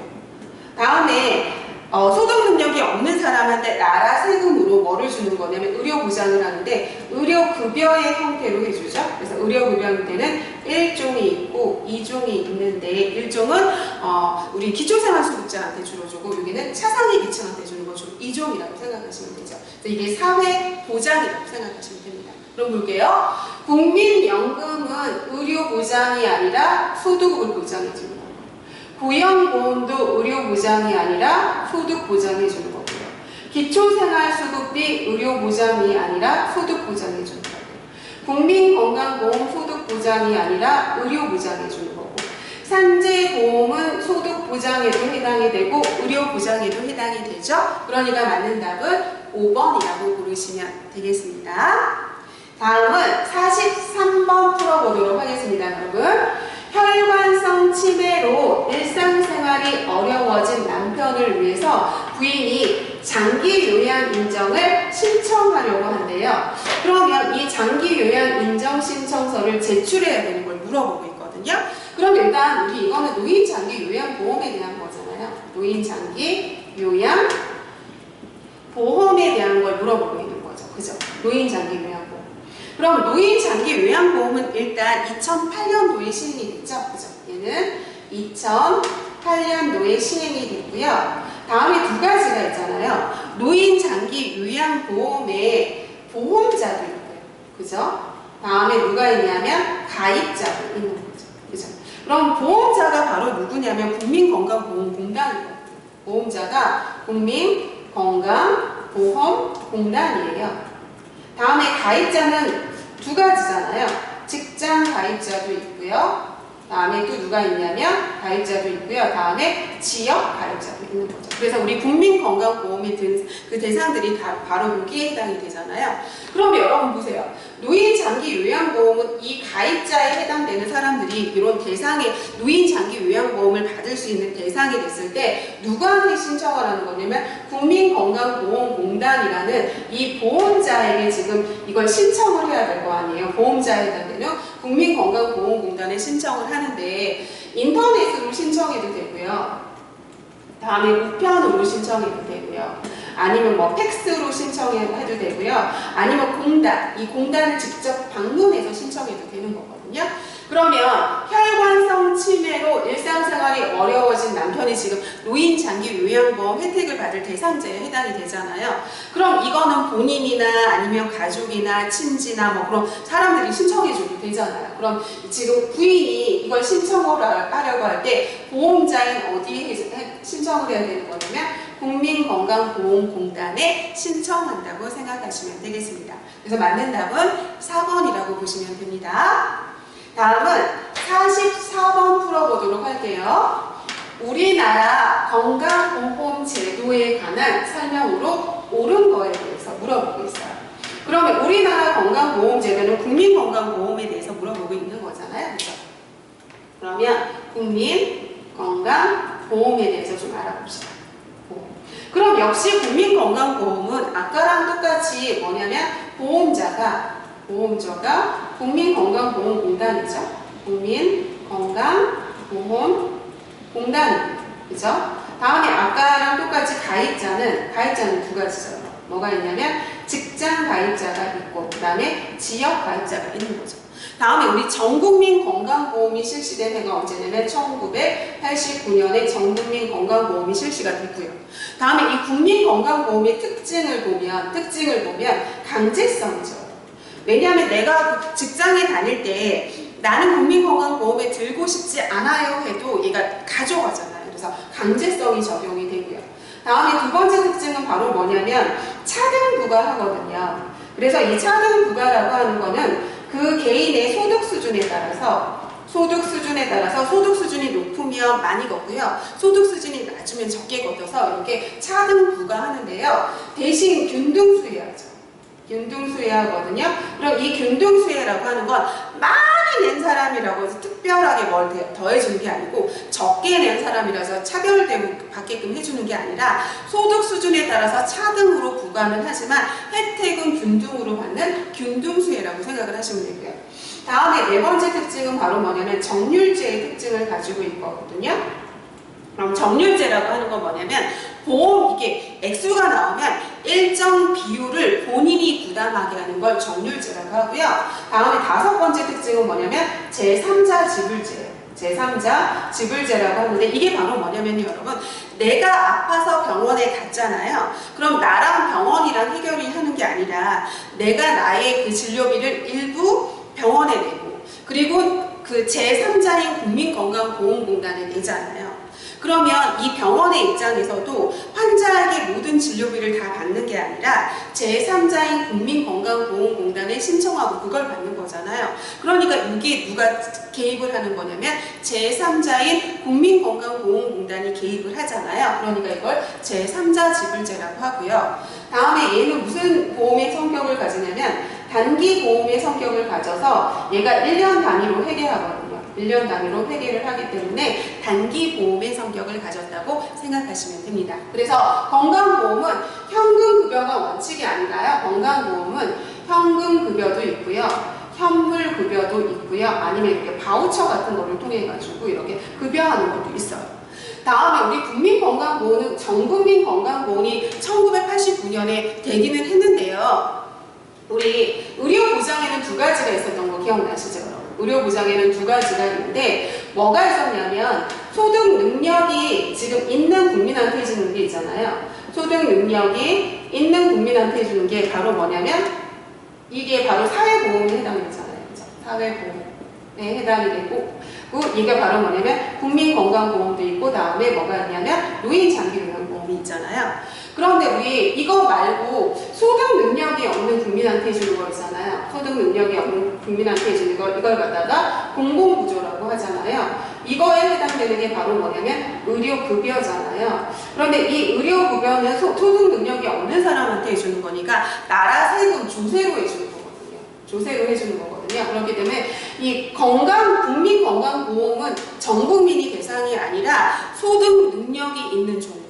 그러면 소득 능력이 없는 사람은 국민건강보험이 아니라 나라 조세로 뭐를 해주냐면 의료급여라는 걸 해주기 때문에 전 국민이 대상은 아니에요. 다음에 균등한 보험급여를 보장한다. 여러분 맞죠? 차등 부과하고요. 균등수혜하거든요. 그러니까 균등하게 해줘요. 그죠? 다음에 직장 가입자의 보험료는 전액이 아니라 직장 가입자는 직장인이 반 부담하고 사업주가 반반씩 부담하는 거죠. 다음에 국민건강보험공단이 의료비를 심사하는 게 아니라 국민건강보험 심사평가원이 이거를 담당을 하는 거죠. 그래서 여기서 맞는 답은 3번이라고 고르시면 되겠습니다. 다음은 45번 풀어보도록 하겠습니다. 45번에 보시면 우리나라에서 수정체수 수술을 받고 합병증 없이 퇴원하는 환자에게 적용하는 걸 갖다 뭐라고 하는 건지 물어보고 있어요. 그럼 여기서 지금 이 수정체 수술을 받고 있는 환자잖아요. 이 환자한테 받는 게 바로 뭐냐면 포괄수가제죠. 포괄수가제. 그럼 이 포괄수가제를 보기 전에 우리나라에서 적용하는 걸 볼게요. 지금 우리나라에서 적용하는 건 바로 뭐냐면 자유방위명을 선택하고 있죠. 자유방위명. 의료 전달 체계를 갖다가 선택하고 있어요. 그럼 이 자유방위명이라고 하는 게 바로 뭐냐면요, 여러분. 이게 자유시장 경제 원리에 따른다는 거거든요. 자유시장 경제 원리에 따른다는 거예요. 그럼 시장 경제 원리에 따른다는 건 뭐를 추구한다는 거는 자면 이윤 추구를 갖다가 목적으로 해도 괜찮다는 거거든요. 그래서 우리는 보건이 발달한 게 아니라 이윤을 추구한 의료가 발달한 나라라고 생각하시면 되거든요. 그래서 이윤 추구가 목적이기 때문에 의료비가 높고요. 대신 이윤 추구가 목적이기 때문에 개인의 선택을 받아야 되기 때문에 의료의 질은 높다고 생각하시면 되는 거죠. 그래서 또 우리나라에서 선택하는 게 바로 뭐냐면 행위별 수가제를 선택하고 있거든요. 행위별 수가제를 선택하고 있죠. 행위별 수가제라고 하는 건 뭐냐면요, 여러분. 이 서비스 있잖아요. 서비스, 행위당, 행위당. 이 행위당 바로 뭐가 붙는 거냐면 이 가격, 서비스 가격이 곱해지는 거예요. 그럼 내 행위가 더 많이 할수록 가격이 곱해지기 때문에 얘가 바로 뭐가 놓는 거냐면 의료비가 굉장히 높다는 게 이게 단점이거든요. 그럼 이 의료비가 높다는 단점을 해결하기 위해서 우리나라에서 선택한 게 바로 뭐냐면 포괄수가제예요. 포괄수가제를 의료비가 이 높은 이 단점을 해결하기 위해서 선택한 게 포괄수가제라고 생각하시면 되거든요. 그래서 우리나라는 자유방위명 보건의료 전달 체계고 행위별 수가제를 선택하고 있고 이 행위별 수가제에 의료비가 높다는 단점을 해결하기 위해서 선택하는 게 포괄수가제라고 선택하시면 이렇게 생각하시면 되겠습니다. 그러면 포괄수가제에 대해서 잠시 알아보고 넘어갈게요. 그러면 이 포괄수가제를 우리 영어로 뭐라고 하냐면 이거 모르셔도 되는데 DRG라고 하거든요. DRG라고 해요. 그럼 얘는 디아그노시스에서 진단명이라고 하는 뜻이고요. 얘는 related에서 관련된이라는 뜻이고요. 얘는 바로 뭐는 그룹이라는 뜻이에요. 그러면 진단명과 관련된 그룹이죠. 그렇기 때문에 우리 질환이라든지 어떤 질환이 있잖아요. 이런 질환이나 진단명에 따라서 바로 뭐냐면 이 가격을 정해버리는 거예요. 가격을 책정해 버리는 걸 갖다가 우리 이 포괄수가제라고 하거든요. 그래서 우리나라에서는 7개 정도 적용이 되는데 이런 수정체 수술이라던가 아니면 수정체 수술이라던가 뭐 제왕절개 수술이라던가 뭐 이런 거 서해부 탈장 수술이라던가 이런 7가지를 적용하고 있는데 얘는 이런 만약에 수정체 수술이라는 이 진단명이 있잖아요. 그럼 가격이 딱 정해져 있기 때문에 이 이상으로 더 받을 수 없거든요. 그럼 이 이상으로 더 받을 수 없기 때문에 여기에 딱 책정된 그 가격이 정해져 있기 때문에 더 받지 못하잖아요. 그렇기 때문에 얘는 바로 뭐냐면 의료비 상승을 억제하는 효과가 있죠. 의료비 상승을 억제하는 효과가 있어서 이게 가장 큰 장점이라고 보시면 되죠. 가격이 이미 책정이 돼버렸기 때문에 의료비 상승을 억제하는 효과가 있고요. 다음에 얘가 어떤 효과가 있냐면 행정적으로 굉장히 간단하거든요. 왜냐하면 이 코드를 넣으면 그 돈이 그냥 산정이 되잖아요. 그렇기 때문에 행정적으로 굉장히 간편하지만 단점도 있거든요. 이미 가격이 책정이 돼 있기 때문에 의료 서비스를 최소화하려는 경향이 있고요. 다음에 이렇게 합병증이 생길 것 같은 환자는 좀 기피하는 경향이 있고요. 다음에 행정직이 의료진을 간섭하는 경향이 있는데 아직 퇴원하면 안 되는 환자인데 가격이 미리 정해져 있는 환자이기 때문에 업무과에서 막 전화해가지고 왜 그 환자 퇴원 안 시키냐고 이렇게 간섭 같은 게 들어올 수 있어요. 그래서 이는 DRG 포괄수가제 질환이나 진단명에 따라서 아예 가격을 미리 책정해 버려서 의료비 상승을 억제하려는 목적으로 한 게 포괄수가제라고 보시면 되겠습니다. 그래서 답은 3번이고요. 46번 풀어보도록 하겠습니다. 다음에서 의심할 수 있는 식중독을 물어보고 있거든요. 여러분 햄버거를 먹으세요. 햄버거 먹고 지금 복통, 설사, 발열, 구토 이게 바로 식중독의 증상이잖아요. 그렇죠? 그런데 이런 걸 호소하겠는데 심각하게 이게 특징적인 거죠. 용혈요독 증후군을 일으키고 있대요. 그럼 이 용혈요독 증후군을 일으키는 건 바로 뭐냐면 용혈이잖아요, 용혈. 용혈이라고 하는 게 바로 뭐죠, 여러분? 정상 적혈구가 깨지는 거거든요. 그래서 정상 적혈구가 깨지면서 장출혈을 일으키는 거죠. 장출혈성 대장균 식중독을 바로 얘라고 하거든요. 그럼 이 장출혈성 대장균 식중독은 어떻게 하는 거냐면 이런 거예요, 여러분. 이렇게 오염된 쇠고기 있잖아요. 이렇게 오염된 소고기를 갖다가 덜 익혀 먹는 거죠. 이렇게 덜 익혀 먹는 거예요. 이렇게 햄버거 속에 뭐가 있냐면 패티가 있잖아요. 이 패티 속에 들어있는 이 소고기를 덜 익혀 먹거나 아니면 우리 우유 있잖아요. 우유를 갖다가 살균 처리를 제대로 하지 않았거나 아니면 소의 분변으로 이렇게 농장에서 일하시는 분들한테 이렇게 감염되는 거라고 생각하시면 되는데요. 이 장출혈성 대장균을 일으키는 대표적인 원인균이 오이로칠이거든요. 이게 바로 뭐냐면 장출혈을 일으키는 그런 병원체란 말이에요. 그래서 얘가 이런 복통설사, 발열, 구토 같은 이런 식중독 증상 외에 이런 용혈성 요독 증후군도 나타내고요. 다음에 이런 심각한 증상이랑 혈전, 일생이면 혈소판, 감소증 같은 거 있잖아요. 이런 무서운 이런 합병증을 일으키는 건 바로 뭐냐면 장출혈성 대장균 식중독이라고 생각하시면 됩니다.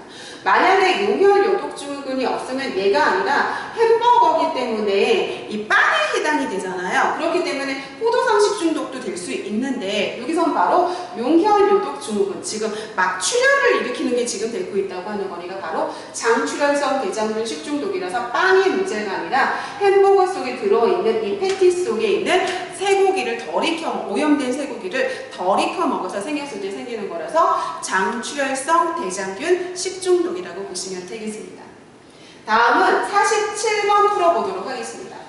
용전산소량이 높은 물의 특성에 대해서 물어보고 있거든요. 그러면 볼게요, 여러분. 그럼 용전산소량이 높은 물의 특성이잖아요. 그럼 이 용전산소 있잖아요. 이 용전산소를 우리 뭐라고 하냐면 DO라고 하거든요. DO를 갖다가 용전산소라고 해요. 그럼 이 용전산소라고 하는 건 뭐냐면 물속에 포함되어 있는 산소의 양을 얘기를 하거든요. 용전산소는 물속에 포함되어 있는 이 산소의 양을 갖다가 용전산소라고 해요. 그럼 여러분 DO가 높으면 산소가 많은 거잖아요. 그렇기 때문에 얘는 깨끗한 물이 되는 거고요. 만약에 DO가 낮다 그러면 산소의 양이 적은 거잖아요. 그러니까 얘는 오염된 물을 의미를 하거든요. 그러면 얘가 DO가 높다라는 거잖아요. 그럼 용전산소가 높다라는 건 지금 산소의 양이 많은 걸 물어보고 있잖아요. 그럼 여러분 산소의 양이 많은 건 물이 이렇게 차가운 물일 때 기포방울이 많이 생기죠. 산소 같은 거. 그렇기 때문에 온도가 낮은 물이 산소가 많거든요. 그래서 이 용전산소가 많은 물은 바로 뭐냐면 여기는 온도가 낮은 물, 그리고 제가 이 용전산소가 높은 건 깨끗한 물이라고 했잖아요. 그래서 온도가 낮고 이렇게 깨끗한 물에 뭐가 많은 거냐면 산소의 양이 많거든요. 그래서 답은 2번이라고 부르시면 되겠습니다. 다음은 48번 풀어보도록 하겠습니다. 신축 아파트에 입주한 가족들이 두통, 피부염, 눈과 목의 따가움의 증상을 호소하고 있대요. 그러면 우리 신축 아파트가 얘가 키포인트잖아요. 이 신축 아파트에 들어와가지고 지금 이런 두통, 피부염 이런 증상을 나타내고 있잖아요. 그러니까 이게 바로 뭐냐면 새집증후군에 해당되는 거예요. 신축 아파트니까. 그럼 이 신축 아파트의 이 새집증후군을 일으키는 대표적인 물질이 바로 뭐냐면 포름알데히드라는 거거든요. 포름알데히드.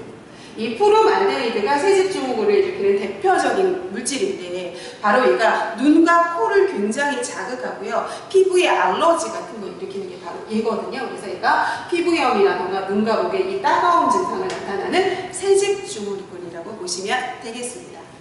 다음은 49번 풀어보도록 하겠습니다. 우리나라에서 가장 많이 사용되는 폐기물 처리 방법을 물어보고 있거든요. 지하수를 오염시켜줄 때요. 그럼 여기가 키포인트죠. 우리나라에서 가장 많이 처리하는 이 폐기물 처리 방법은 땅에다 물어버리는 이 매립법이잖아. 이 매립법을 우리나라에서 90% 이상 이 매립법에 의존하고 있거든요. 그렇기 때문에 우리나라에서 가장 많이 사용하는 그 폐기물 처리 방법은 땅에 묻는 매립법이라고 생각을 하시면 되고요. 이 매립법에 좀 대해서 알고 보시면 이게 땅이 있잖아요. 그럼 땅이 있으면 땅을 파요. 이렇게 땅을 파요. 땅을 이렇게 파가지고 이렇게 파요. 그래가지고 뭐를 하는 거 여기다가 쓰레기를 갖다가 놓죠. 다음에 여기다 흙을 덮어요. 그럼 이걸 갖다 복토라고 하거든요. 복토. 그럼 복토를 한 30에서 30cm 정도, 30cm 정도 이렇게 해줘요. 그리고 난 다음에 다시 쓰레기를 이렇게 놓죠. 다음에 여기 복토해줘요.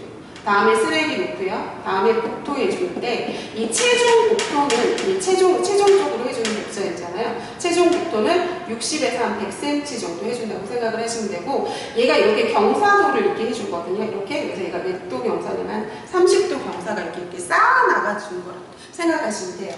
그러면 이런 매립법을 갖다가 어떻게 해주는 거냐면 이 쓰레기를 매립했잖아요. 그렇기 때문에 이 매립한 곳은 어떻게 하는 거냐면 도로로 사용하고요. 아니면 운동장으로 사용을 하거나 아니면 이렇게 농장 같은 걸로 이렇게 사용을 한다고 생각을 하시면 되고요. 다음에 이렇게 주택지로 사용해야 될 때가 있잖아요. 그럼 이 매립한 지 10년이 지났잖아요. 그럼 10년이 경과하고 난 다음에는 주택지로 사용이 가능하다고 생각하시면 됩니다. 그래서 10년 경과하면 주택지로 사용할 수 있고 우리나라에서 90% 이상 쓰레기 매립을 의존하는 방법은 바로 뭐냐면 매립법이라고 보시면 되겠습니다. 다음은 50번 풀어보도록 하겠습니다.